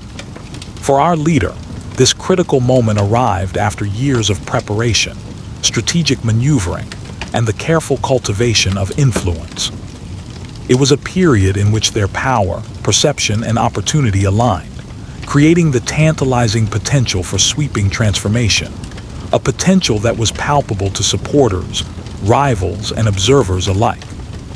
At this peak, the leader commanded not only formal authority, but also the loyalty of key allies, the attention of the public, and the respect, if begrudgingly, from rivals who recognized the weight of their presence. Every decision they made carried amplified consequences. A single action could catalyze success or provoke resistance sufficient to unravel years of careful planning. The leader's vision, once theoretical and aspirational, now had the possibility of practical implementation, of translating strategy into real structural change. Every element of their plan was within reach, contingent upon timing, execution, and the ability to anticipate and neutralize opposition. The stakes were enormous. Had the leader succeeded at this moment, political, economic, and social systems could have been fundamentally reshaped. Policies long deferred or ignored could have been enacted. Alliances could have shifted in ways that redefined regional or even global power structures, and long-standing injustices could have been addressed or reformed. Observers of the period recognized that history was at a pivot point, that the balance between inertia and innovation rested on the leader's next moves. The world watched, sometimes with hope, often with apprehension, and frequently with anxiety. Yet the critical moment was also fragile. Success depended on a complex interplay of factors: the loyalty and competence of allies, the timing of decisions, the reactions of opponents, and the unpredictable influence of external events. Small miscalculations could cascade into failure. Delays or misjudged actions could allow rivals to regroup, public opinion to shift, or unforeseen crises to arise. Even with every preparatory advantage, the margin for error was razor-thin. The leader had to navigate this period with unparalleled focus, judgment, and adaptability. Psychologically, this moment was both exhilarating and terrifying.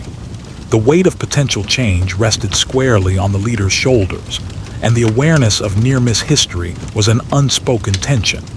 Every conversation, every policy, every maneuver carried the invisible pressure of possibility, the knowledge that a single misstep could not only halt progress, but also irreversibly alter the trajectory of their influence.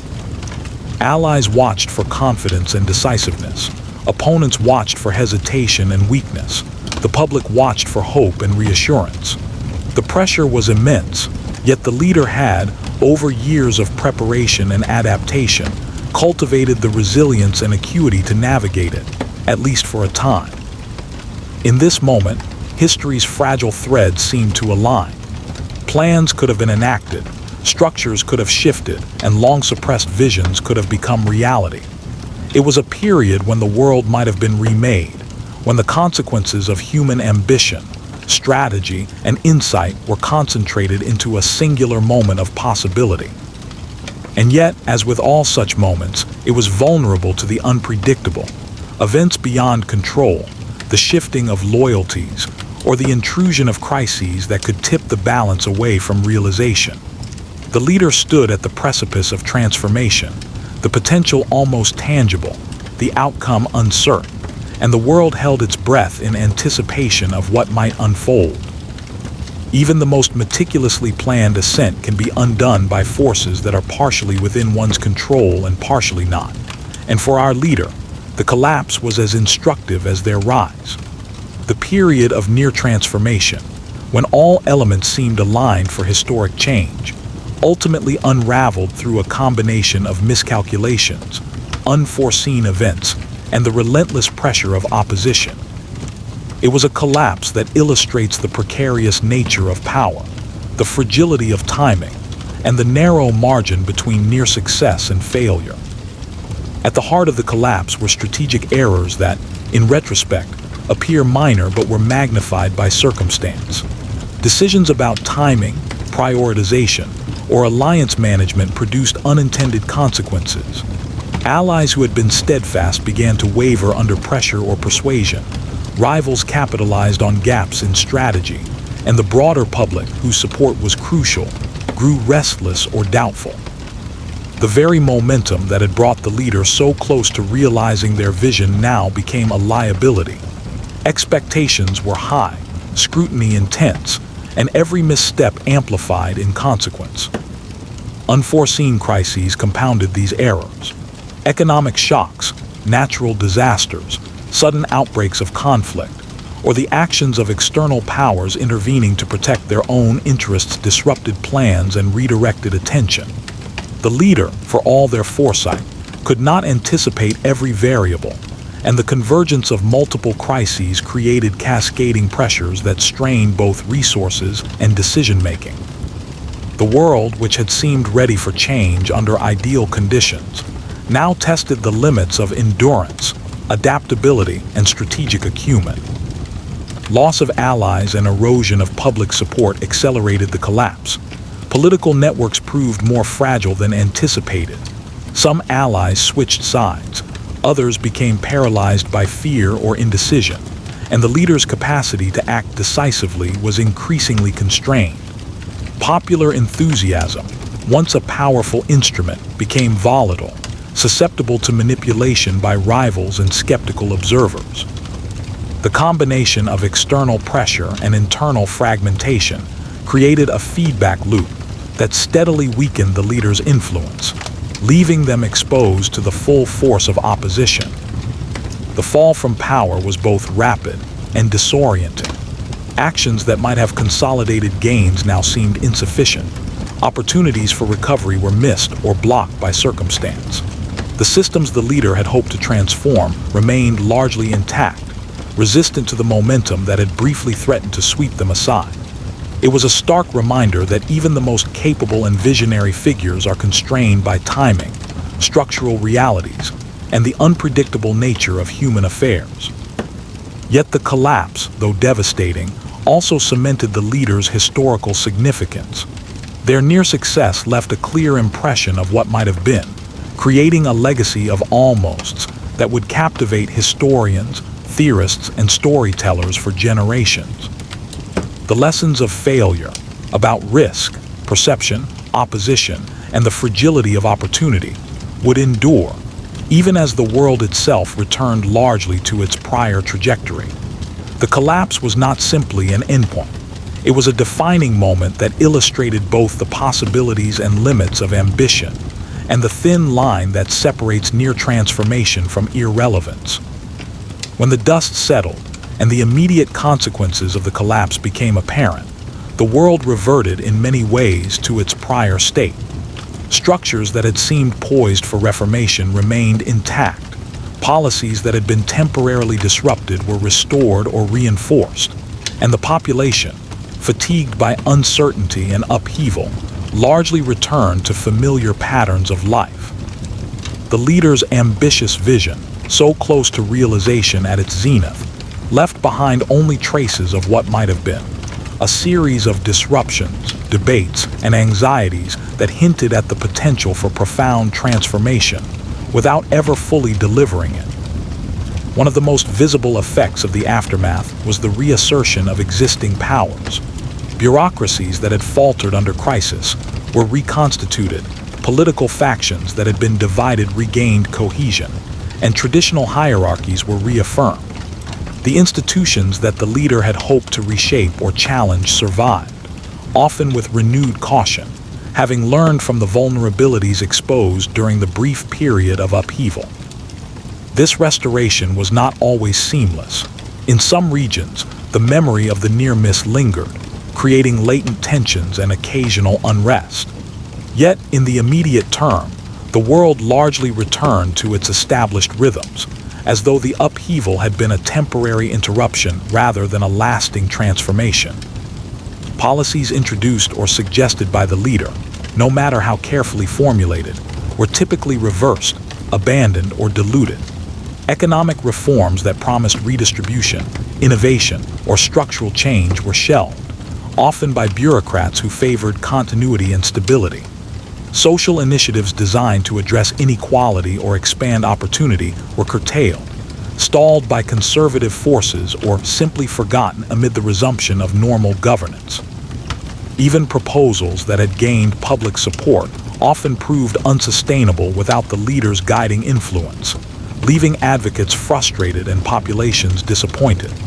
The very success of near transformation, it seemed, depended not merely on visionary ideas, but on the combination of timing, execution, and sustained leadership, all of which had dissipated with the collapse. The immediate years following the leader's fall were characterized by a complex mixture of reflection, nostalgia, and reassertion of the old order.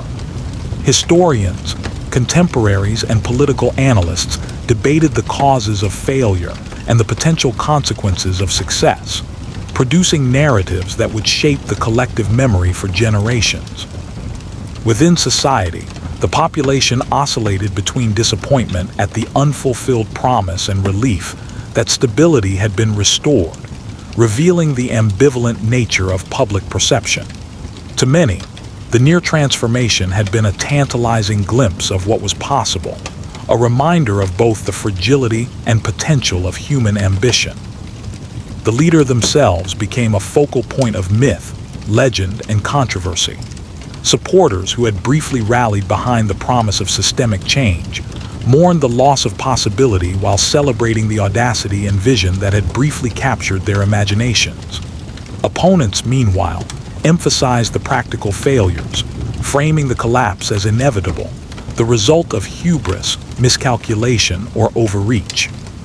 Across public discourse, the figure of the leader became a symbol of the tension between ambition and limitation, a personification of the ways in which history's currents can elevate or extinguish even the most remarkable efforts.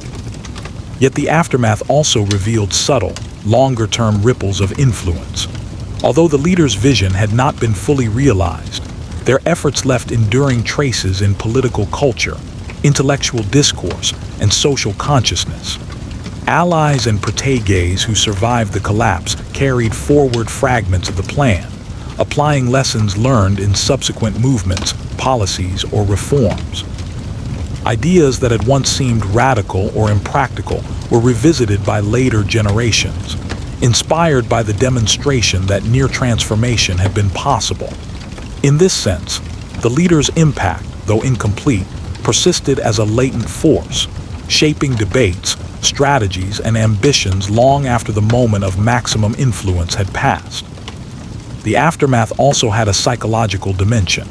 For those who had been participants in the upheaval, The experience reinforced both hope and caution. The near success of the leader offered a blueprint for what could be achieved, but the collapse demonstrated the fragility of opportunity and the necessity of strategic foresight. Future actors, whether politicians, reformers, or revolutionaries, absorbed these lessons, consciously or unconsciously, and adjusted their approaches accordingly. The period became a reference point for understanding the limits of influence, the importance of alliances, and the unpredictable role of circumstance in shaping outcomes. From a global perspective, the world that stayed the same revealed the resilience of larger systems. While localized disruptions occurred, and some social and political debates were accelerated by the leaders' initiatives, overarching power structures remained largely unchanged.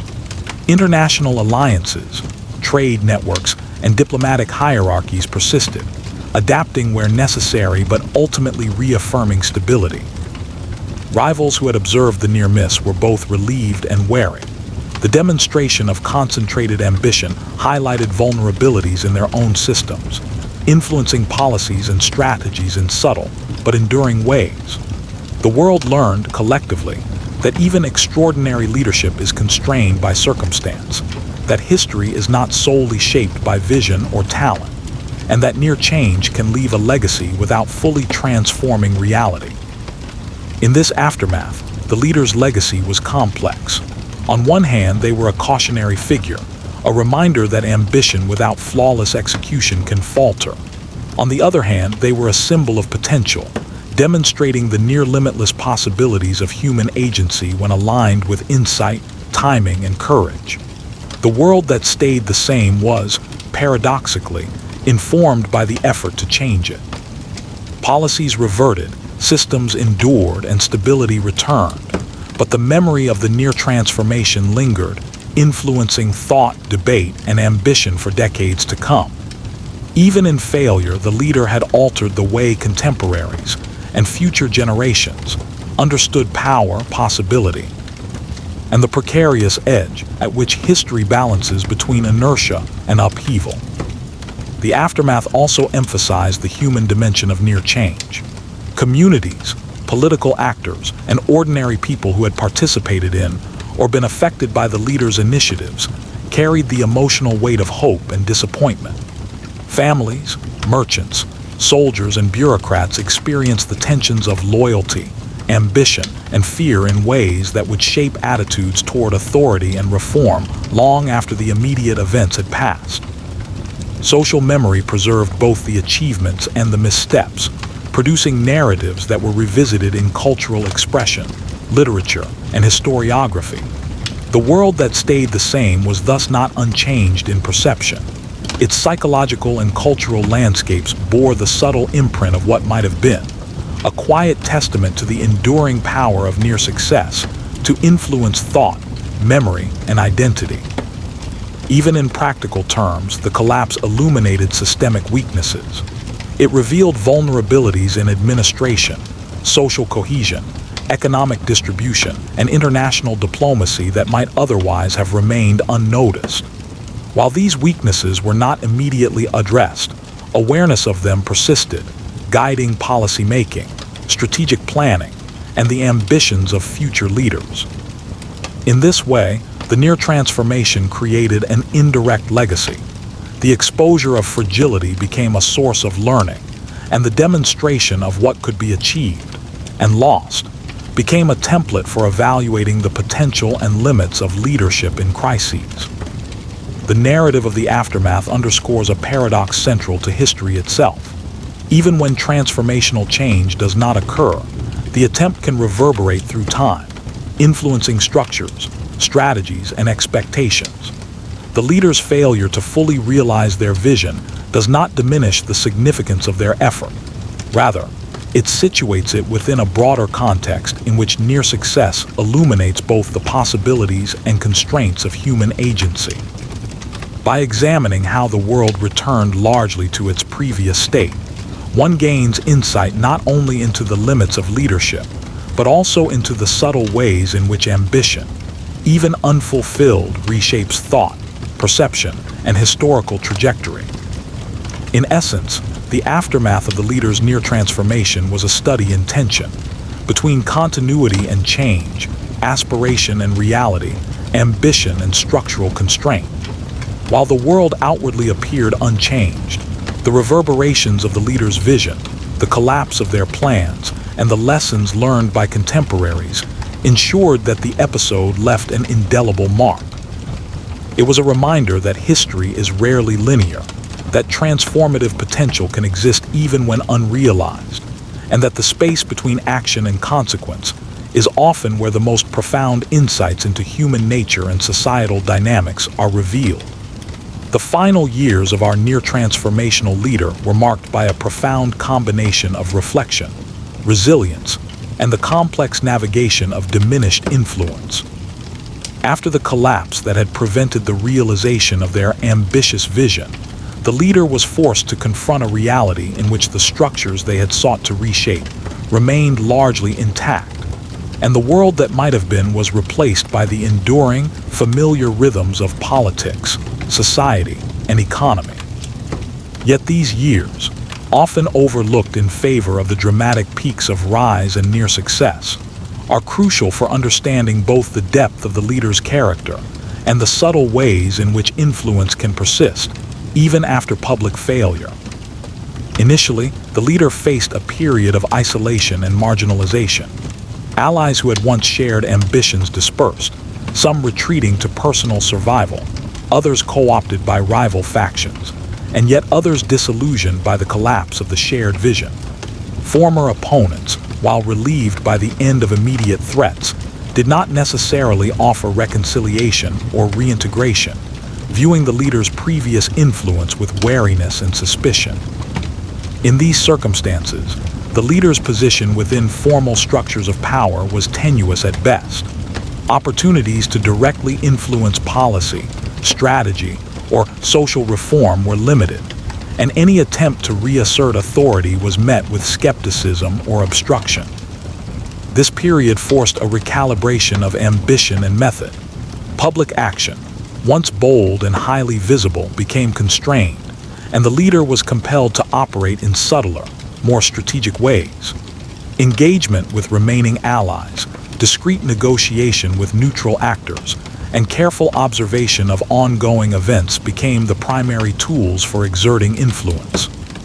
The lessons learned during the rise and collapse about perception, timing, and the fragility of support were applied not only to potential interventions in public affairs, but also to the management of personal safety, reputation, and legacy. The leader's adaptability during this period was both remarkable and necessary, reflecting a pragmatic understanding of the limits imposed by circumstance, while maintaining the intellectual and emotional stamina to engage with history as it continued to unfold. Exile, self-imposed withdrawal, or relocation often characterized these years, depending on the political climate and the personal calculations of risk. In some regions, the leader sought refuge in distant territories or among sympathetic networks that provided safety, resources, and relative autonomy. In others, they remained within the centers of former influence, constrained but attentive, relying on discrete channels of communication and informal networks to maintain awareness of developments and to explore potential openings for renewed engagement. Regardless of location, the leader's focus shifted from immediate power to long-term relevance. The cultivation of ideas, mentorship of younger actors, and preservation of their own narrative became central to their daily efforts. Intellectual pursuits flourished during this period. Freed from the constant demands of execution and public performance, the leader turned attention to reflection, analysis, and documentation. Journals, treatises, correspondence, and strategic memoranda provided both a repository of knowledge and a framework for future engagement. The work undertaken in these years was not merely retrospective. It was an active exploration of alternative strategies, the causes of failure, and the potential for future influence. By studying contemporaneous events and evaluating historical trends, the leader sought to understand both the contingencies that had prevented their vision from materializing and the enduring dynamics that might allow for impact in subsequent decades. Mentorship became an essential avenue for influence, though barred from commanding formal authority. The leader increasingly invested in shaping the perspectives, ambitions, and strategies of younger figures. Proteges were selected for intelligence, courage, and alignment with the principles the leader valued, and through careful guidance, correspondence, and counsel, the leader extended influence indirectly. Ideas, methods, and strategic thinking were imparted in ways designed to endure beyond immediate circumstances, ensuring that even if the leader themselves could not achieve systemic change, their intellectual and practical legacy might inform subsequent actors and movements. During this period, personal reflection deepened. The leader confronted the reality of near success and failure with both analytical rigor and emotional complexity. They evaluated the factors that had contributed to the collapse: strategic miscalculations, unexpected crises, opposition dynamics, and the constraints imposed by timing and circumstance. Simultaneously, they assessed the achievements of the rise, moments of successful influence, the cultivation of loyal networks, and the demonstration of vision and capability under pressure. This reflection was neither entirely self-critical nor purely celebratory. It was an intricate balancing act, an attempt to understand the interplay of individual agency, structural constraints, and historical contingency. The introspection undertaken in these years was central to shaping both personal perspective and the guidance offered to others. Relationships with former allies and opponents were navigated delicately. Some collaborators, recognizing the value of continued connection, maintained correspondence, shared insights, or offered limited support for residual initiatives. Others remained antagonistic, viewing the leader with suspicion, envy, or unresolved hostility. The management of these relationships required diplomatic acumen, emotional intelligence, and strategic patience, as missteps could easily reignite conflicts, provoke surveillance or interference, or undermine the limited autonomy that the leader still possessed. The subtle interplay of trust, persuasion, and tactical restraint defined the social and political dimensions of these years. Externally, the world continued to evolve in ways that both frustrated and informed the leader's understanding of influence. Policies enacted in the aftermath of the collapse, economic adjustments, and social reforms often diverged from the leader's vision, yet they provided empirical data on the adaptability and resilience of existing structures. International dynamics, shifting alliances, and emergent crises offered ongoing opportunities for analysis and potential intervention, even if the scope for direct action was limited. The leader remained acutely aware of the delicate balance between possibility and limitation, applying historical insight to the evaluation of contemporary events and preparing for circumstances in which influence might once again be expanded. The final years were also characterized by the management of legacy. Conscious of how history might remember them, the leader dedicated considerable attention to the documentation and framing of their own narrative. Memoirs, letters, and essays were crafted to explain decisions, illuminate strategy, and articulate vision. The leader sought not only to clarify historical record, but also to ensure that future generations could learn from both successes and failures. This conscious cultivation of narrative underscored a sophisticated understanding of historical memory. Influence persists not only through enacted policies, but also through perception, interpretation, and the shaping of collective understanding. Personal life in these years reflected both continuity and transformation. Relationships with family, friends, and proteges offered emotional support and intellectual companionship. Yet the weight of near success and collapse inevitably shaped interactions. Reflections on mortality, the fleeting nature of opportunity, and the persistence of ambition became increasingly pronounced.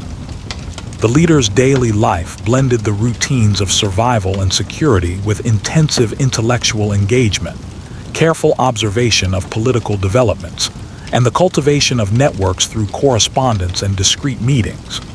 This duality, practical constraints paired with strategic and intellectual activity, defined the rhythm of the final years. Attempts to regain influence were sporadic but instructive. The leader tested openings, explored alliances, and occasionally proposed initiatives, but these efforts were often constrained by external resistance, internal fragility, or the residual skepticism that lingered after the collapse. Some initiatives achieved partial success, producing local improvements or influencing individual actors, yet none matched the scope or ambition of the previous near-transformational moment. These measured efforts demonstrated both persistence and pragmatism, highlighting the leader's understanding that influence could still be exercised in incremental or indirect ways, even when systemic change was unattainable.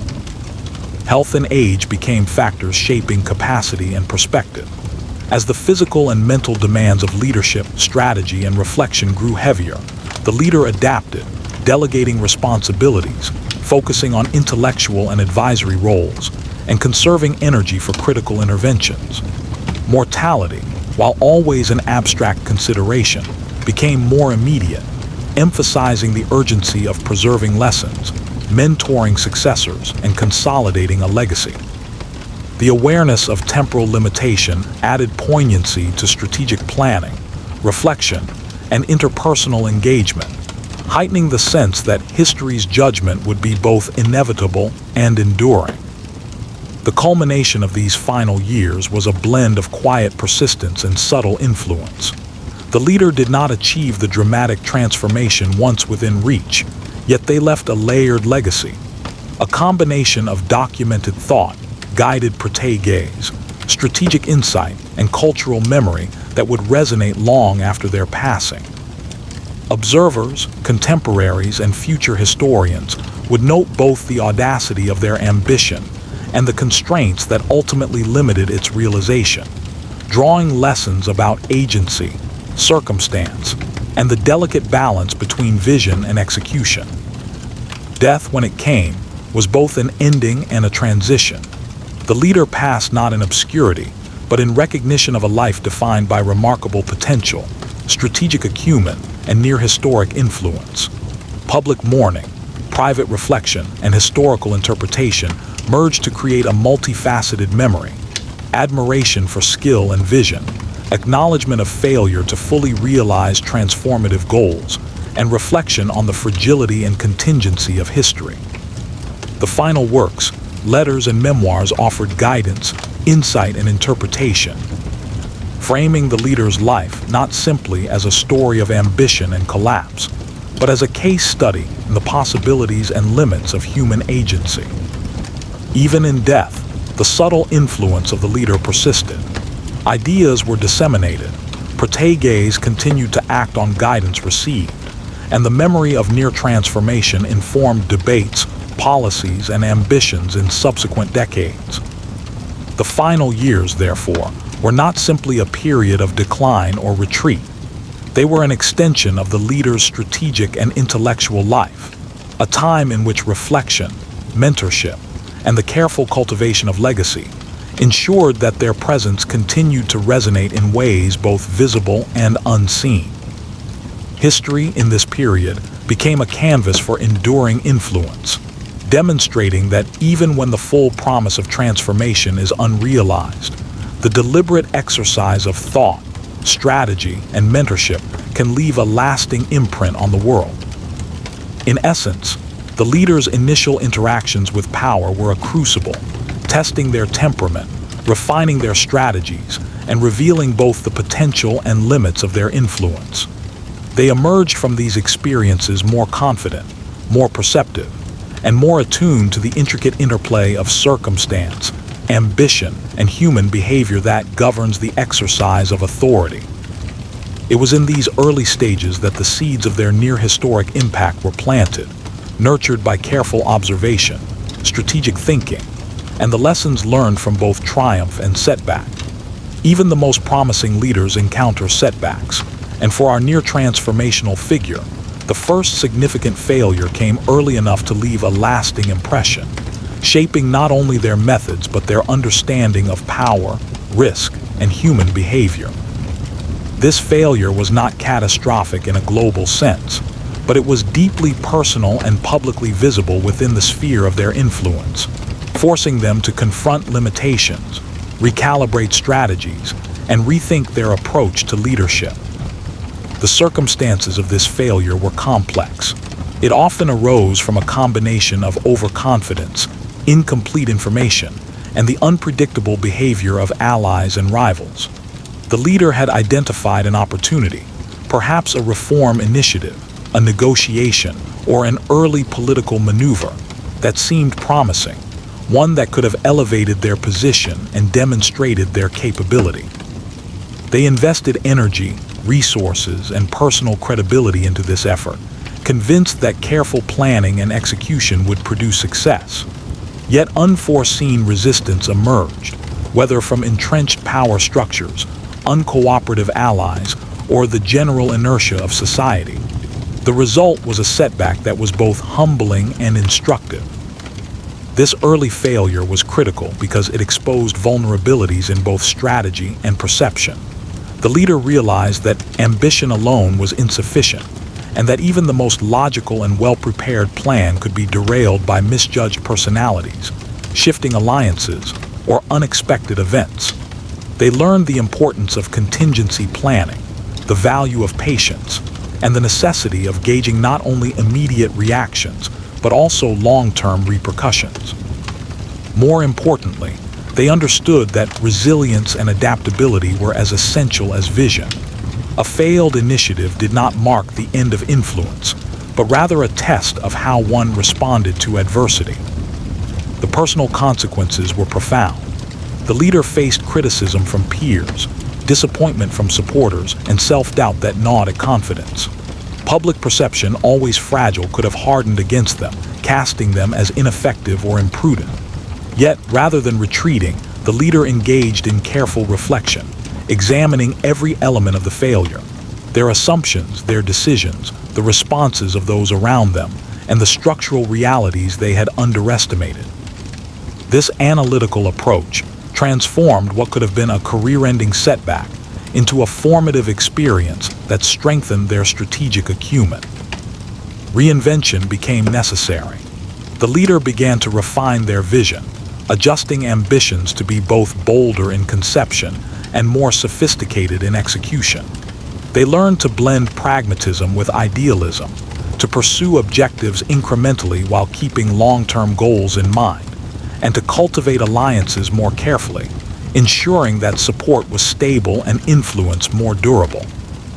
This period of recalibration also deepened their understanding of human nature, the motives, fears, and desires that drive behavior, and the ways in which perception often matters as much as reality. The lessons of early failure extended beyond strategy into character.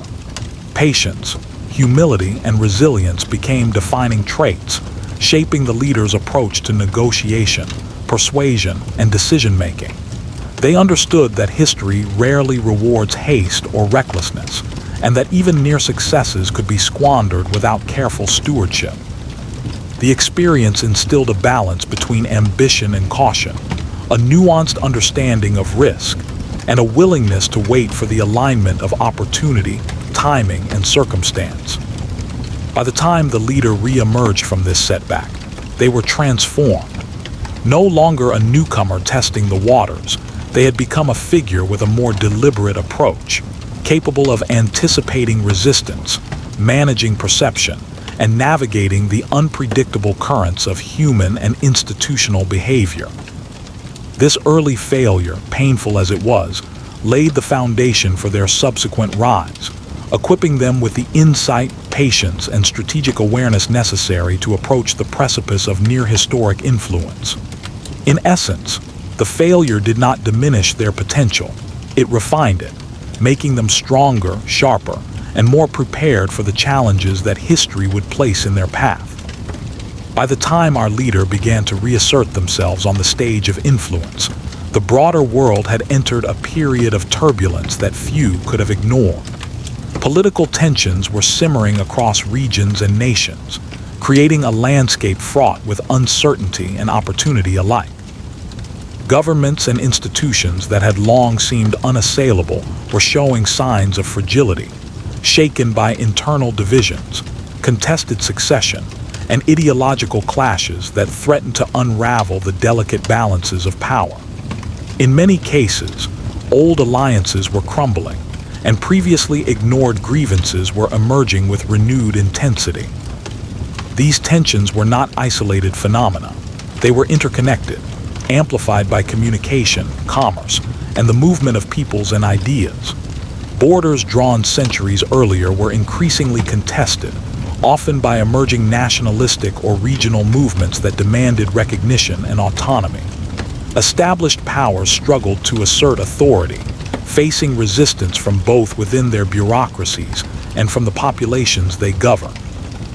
It was a time when legitimacy was continuously questioned, and those who could project competence, vision, or strength had an opportunity to shape outcomes in ways previously unimaginable. Instability was particularly pronounced in regions where governance had failed to adapt to social and economic change. Rigid hierarchies, corruption, and inefficiency weakened the capacity of states to respond to crises. Populations, increasingly aware of alternative models of governance and prosperity, grew restive. Public unrest, protests, and localized rebellions became more common, signaling that the monopoly of authority could no longer be taken for granted. Leaders who understood these pressures could exploit them, crafting strategies that positioned themselves as both agents of reform and stabilizers of order, appealing simultaneously to hope and fear. Our near-transformational leader was uniquely positioned to perceive and exploit these conditions. Their early experiences, combined with the lessons of failure and reinvention, had given them a keen sense of timing, perception, and opportunity. They recognized that instability, while dangerous, also created openings where decisive action, skillful alliances, and compelling vision could exert disproportionate influence. In such a landscape, the difference between success and failure was often the ability to act with precision at critical moments, understanding not only the mechanics of power, but also the psychology of those who held it or resisted it. The political instability of the period was further compounded by ideological conflict. Competing visions of governance, justice, and societal order were circulating more widely than ever, fueled by increasing literacy, access to information, and the exchange of ideas across borders. Movements for reform, revolution, or conservatism were growing in parallel, creating pressure points that could be exploited by a leader with both ambition and insight. These ideological undercurrents made the political environment unpredictable, but they also presented the possibility of galvanizing support from those who felt their aspirations or fears were being addressed. Moreover, political instability was magnified by the emergence of charismatic rivals, power brokers, and factions whose ambitions intersected and collided with one another. Navigating this web of influence required not only strategic skill, but also adaptability and foresight. The leader's early education, exposure to alternative systems, and careful study of human behavior provided them with tools to assess potential allies, anticipate opposition, and identify leverage points within these networks. It was within this complex, unstable environment that their near-transformational potential began to crystallize, revealing the contours of influence that would bring them close to changing the course of history. Alongside political instability, economic pressures and social unrest created a world primed for change, or for disruption, depending on how leaders navigated the currents. The period was marked by uneven development, fluctuations in trade, and the lingering effects of crises that exposed the fragility of both local and national economies.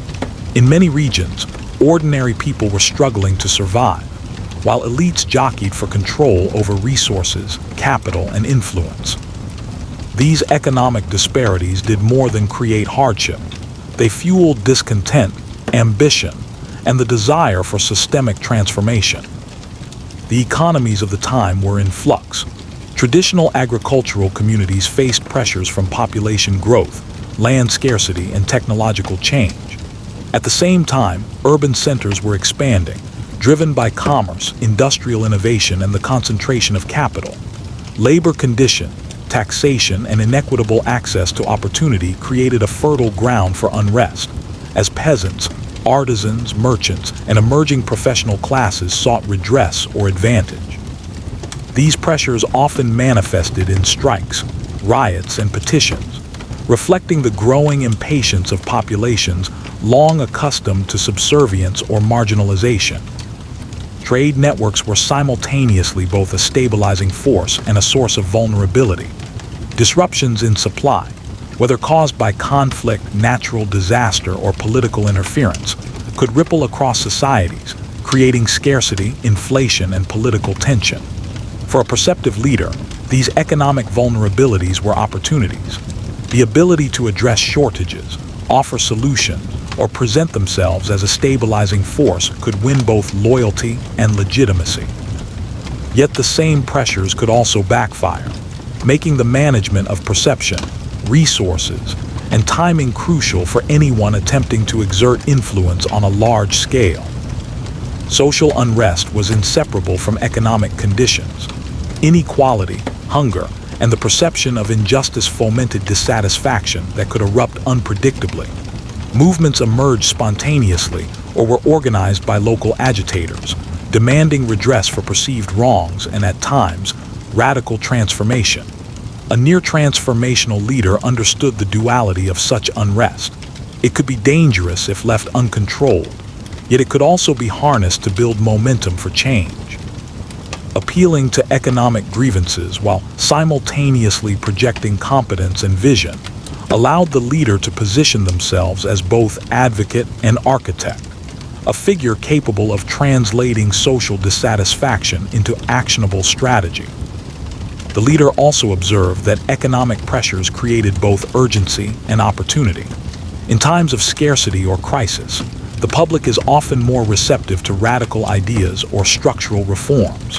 Policies that might be ignored in times of abundance suddenly appear indispensable in moments of hardship. By understanding these dynamics, the leader could craft proposals and initiatives that resonated deeply with a population hungry for stability, fairness, or prosperity. This delicate balance required not only empathy but strategic calculation. Too radical, and one risks alienation. Too cautious, and the moment for meaningful influence might pass irretrievably. Meanwhile, elites, bureaucrats, and rival factions were equally sensitive to economic instability, recognizing the threat it posed to their power. Their reactions, whether in the form of obstruction, manipulation, or selective support, became critical variables that the leader had to anticipate. Navigating these economic and social fault lines demanded skill in negotiation, communication, and timing, along with the ability to present a vision that promised tangible improvement without provoking catastrophic resistance. It was in this turbulent economic and social context that the conditions for near-historic transformation emerged. The convergence of public dissatisfaction, elite anxiety, and structural fragility created opportunities for a leader with insight, audacity, and strategic skill to wield influence far beyond what might have seemed possible in calmer times. Yet this same environment was perilous. Missteps could trigger revolt, alienate allies, or squander openings that appeared fleetingly. The interplay between economic pressure and social unrest, therefore, was both a catalyst and a constraint, shaping the narrow corridor through which this leader could maneuver toward near-transformational impact. Amid the turbulence of political tension and economic strain, a crucial factor emerged that created a unique opening for our near-transformational leader, a vacuum of effective leadership. This absence was not always obvious at first glance, for it was rarely the result of a single figure's incompetence. Rather, It was the product of cumulative failures, indecision, and the inability of existing structures to respond adequately to the crises of the moment. In such conditions, a leader with vision, audacity, and strategic skill could step forward and capture influence in a way that would be impossible under more stable circumstances. The vacuum was both literal and psychological. On one hand, the formal positions of power, rulers, ministers, governors, and administrators, were either weak, divided, or distracted by internal conflicts. Policy paralysis became commonplace, leaving pressing issues unresolved and creating frustration among populations. On the other hand, there was a collective perception of inadequacy. People increasingly doubted that traditional authorities could meet the demands of their age. The combination of structural weakness and public disillusionment created a fertile ground for new actors, particularly those who could project competence and offer an appealing vision for the future. This vacuum of leadership manifested differently across levels of society. In governance, councils or bureaucracies were bogged down by inertia or partisan infighting. In communities, local power brokers failed to address urgent concerns or mediate disputes effectively. Even in cultural or intellectual spheres, voices calling for reform or innovation often lacked the authority or organizational skill to convert ideas into actionable change. Across each layer, the result was an opportunity for a figure capable of bridging the gap between vision and execution, and our leaders' early experiences had prepared them precisely for this role. The vacuum also magnified the importance of perception. In times of systemic weakness, confidence becomes a currency more valuable than formal titles or wealth.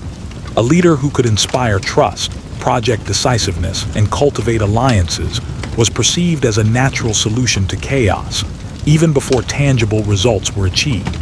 Our leader understood this instinctively. Influence could be accrued as much through image, rhetoric, and timing as through policy or conquest. Public attention, often fragmented and distracted, could be focused and mobilized by someone who recognized the psychological dimension of leadership. Strategically, the vacuum allowed for bold initiatives that might otherwise have been resisted or delayed. With entrenched authorities failing to act, the leader could propose reforms, consolidate support, or undertake actions that would have been politically impossible under stable conditions. Yet the very emptiness that created opportunity also carried danger. Rivals, opportunists, and unforeseen crises could emerge at any moment to contest influence, and the margin for error was minimal. A leader navigating a vacuum of authority needed to combine decisiveness with adaptability, charisma with competence, and vision with timing to avoid being swept aside before achieving impact. It was within this vacuum of leadership that the near-transformational potential of our figure became evident. Observers began to recognize a capability that transcended traditional measures of rank or pedigree. The public, weary of indecision and inefficiency, found in this leader a focus for hope and ambition. Rivals, constrained by inertia or internal division, were initially slow to respond. And the broader conditions, political tension, economic strain, and social unrest, converged to create a narrow corridor through which bold action could almost, but not entirely, reshape the course of events. This period highlighted the delicate interplay between structural opportunity and individual agency. The vacuum existed independently of any single actor, but it became meaningful only because the leader was prepared to step into it, equipped with the skills, knowledge, and ambition cultivated over decades. It was a reminder that near transformation is never simply a product of circumstance or talent alone. It is the precise alignment of context, timing, and human capability that creates the possibility of change. The ascent of our leader was neither sudden nor inevitable. It was the product of careful observation, strategic action, and the alignment of personal skill with historical opportunity. Their rise was marked by moments where preparation met circumstance, where boldness intersected with timing, and where the perception of capability attracted followers allies, and supporters who could amplify influence. They were adept at recognizing openings created by the failures, vacuums, and crises that characterized the period. Early victories, whether in negotiation, local administration, or symbolic acts of leadership, began to accumulate, creating a reputation that attracted attention from both the public and the political elite. These achievements were not simply about personal ambition. They demonstrated an ability to execute plans, inspire loyalty, and navigate complex social and political landscapes. Each success further reinforced their position, drawing more allies and creating a feedback loop in which influence begot influence. The leaders' rise was also facilitated by strategic alliances. They understood that power is rarely held alone, and that the support of others, whether through formal partnership, tacit agreement, or shared ideology, was essential for scaling influence. By cultivating networks of loyalty and mutual interest, they extended their reach and strengthened their ability to act decisively when opportunities presented themselves. At the same time, they remained vigilant, understanding that rivals and adversaries were constantly seeking to exploit weaknesses, divide support, or undermine credibility. Public perception played a crucial role in their ascent. People were not merely passive observers. They were actors whose expectations, fears, and hopes could be harnessed to build momentum. The leader recognized that charisma, rhetoric, and symbolic action could amplify the impact of concrete achievements, turning local successes into broader movements of support. Through careful management of both image and policy, they became seen as a figure capable of guiding society through crisis, a perception that brought them closer to the precipice of near-historic influence. At the core of their near-transformational potential was a vision so comprehensive and ambitious that it threatened to upend entrenched systems. The leader's plan encompassed political reform, social restructuring, and economic innovation, each element reinforcing the others in a carefully constructed blueprint for systemic change. What distinguished this vision from ordinary policy proposals was its audacity. It was not merely an adjustment of existing systems, but a reimagining of society in a way that could have fundamentally altered the trajectory of history. The vision drew on a deep understanding of the world's weaknesses, identifying leverage points in governance, trade, social structures, and ideology. It anticipated resistance and incorporated mechanisms for overcoming or circumventing obstacles, revealing the leader's strategic sophistication. Each proposal was designed not as an isolated measure, but as part of a coordinated effort that could magnify impact across multiple domains. Even so, the plan required both opportunity and execution. Without alignment of circumstance, allies, and timing, its transformative potential could not be fully realized. The leader's vision also challenged prevailing norms and expectations. It demanded a level of adaptation, cooperation, and forward-thinking that many contemporaries found uncomfortable or threatening.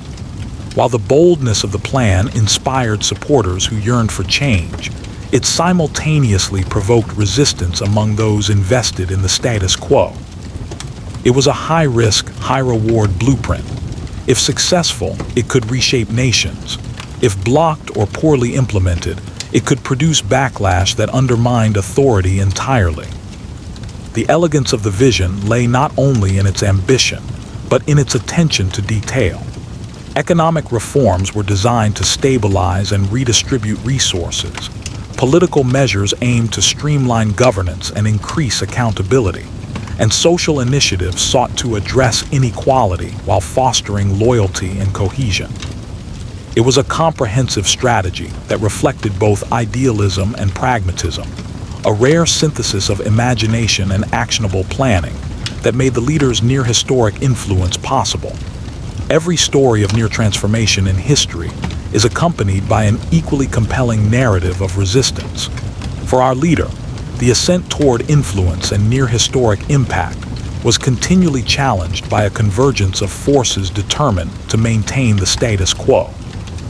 These were not simply faceless obstacles. They were complex networks of individuals, institutions, and interests that understood the stakes and were willing to act decisively to protect their positions. Opposition, in this case, was as intricate and strategic as the leaders' own maneuvers, and it tested every facet of their skill, resilience, and vision. Internal rivals formed the first line of resistance.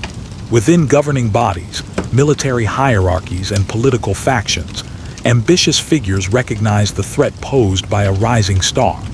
Some sought to undermine through subtle means, spreading doubt, misrepresenting intentions, or diverting resources, while others resorted to more direct confrontation, attempting to block initiatives or discredit the leader publicly.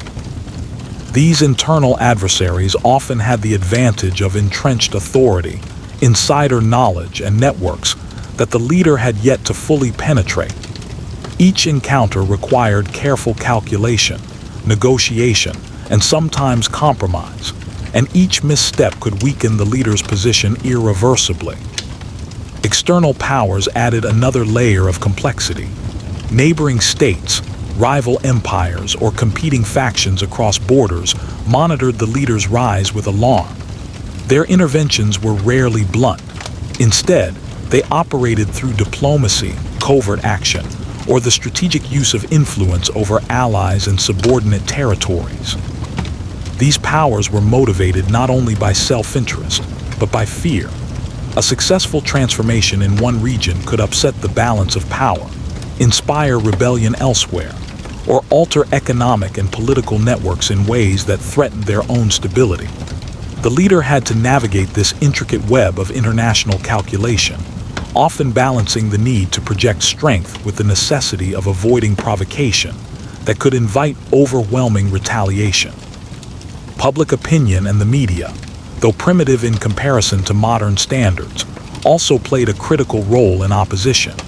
Rumors, propaganda, and misrepresentation were used to shape perception, emphasizing failure, exaggerating missteps, or questioning the leader's motives. Even among supporters, doubt could be sown by highlighting potential risks or by exploiting ethical and ideological divisions. The leader had to develop the ability to communicate persuasively, frame narratives, and respond strategically to attacks on credibility, recognizing that perception often mattered as much as reality in sustaining influence. Finally, betrayal and sabotage were ever-present dangers.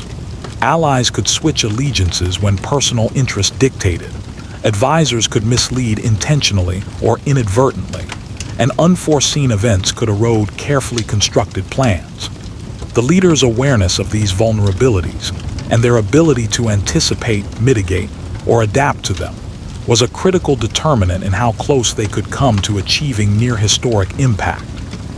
Every decision had to be weighed not only for immediate effect, but for its long-term influence on networks of loyalty, trust, and perception. Opposition was relentless, multidimensional, and often unpredictable. It forced the leader to refine strategies continually, to balance ambition with prudence, and to act decisively while remaining adaptable. Without these challenges, the ascent toward near transformation might have seemed inevitable.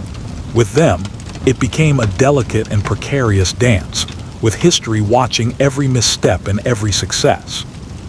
The struggle against opposition defined the contours of possibility, highlighting both the leader's remarkable skill and the fragility of the circumstances that allowed them to approach, yet never fully reach, transformative success.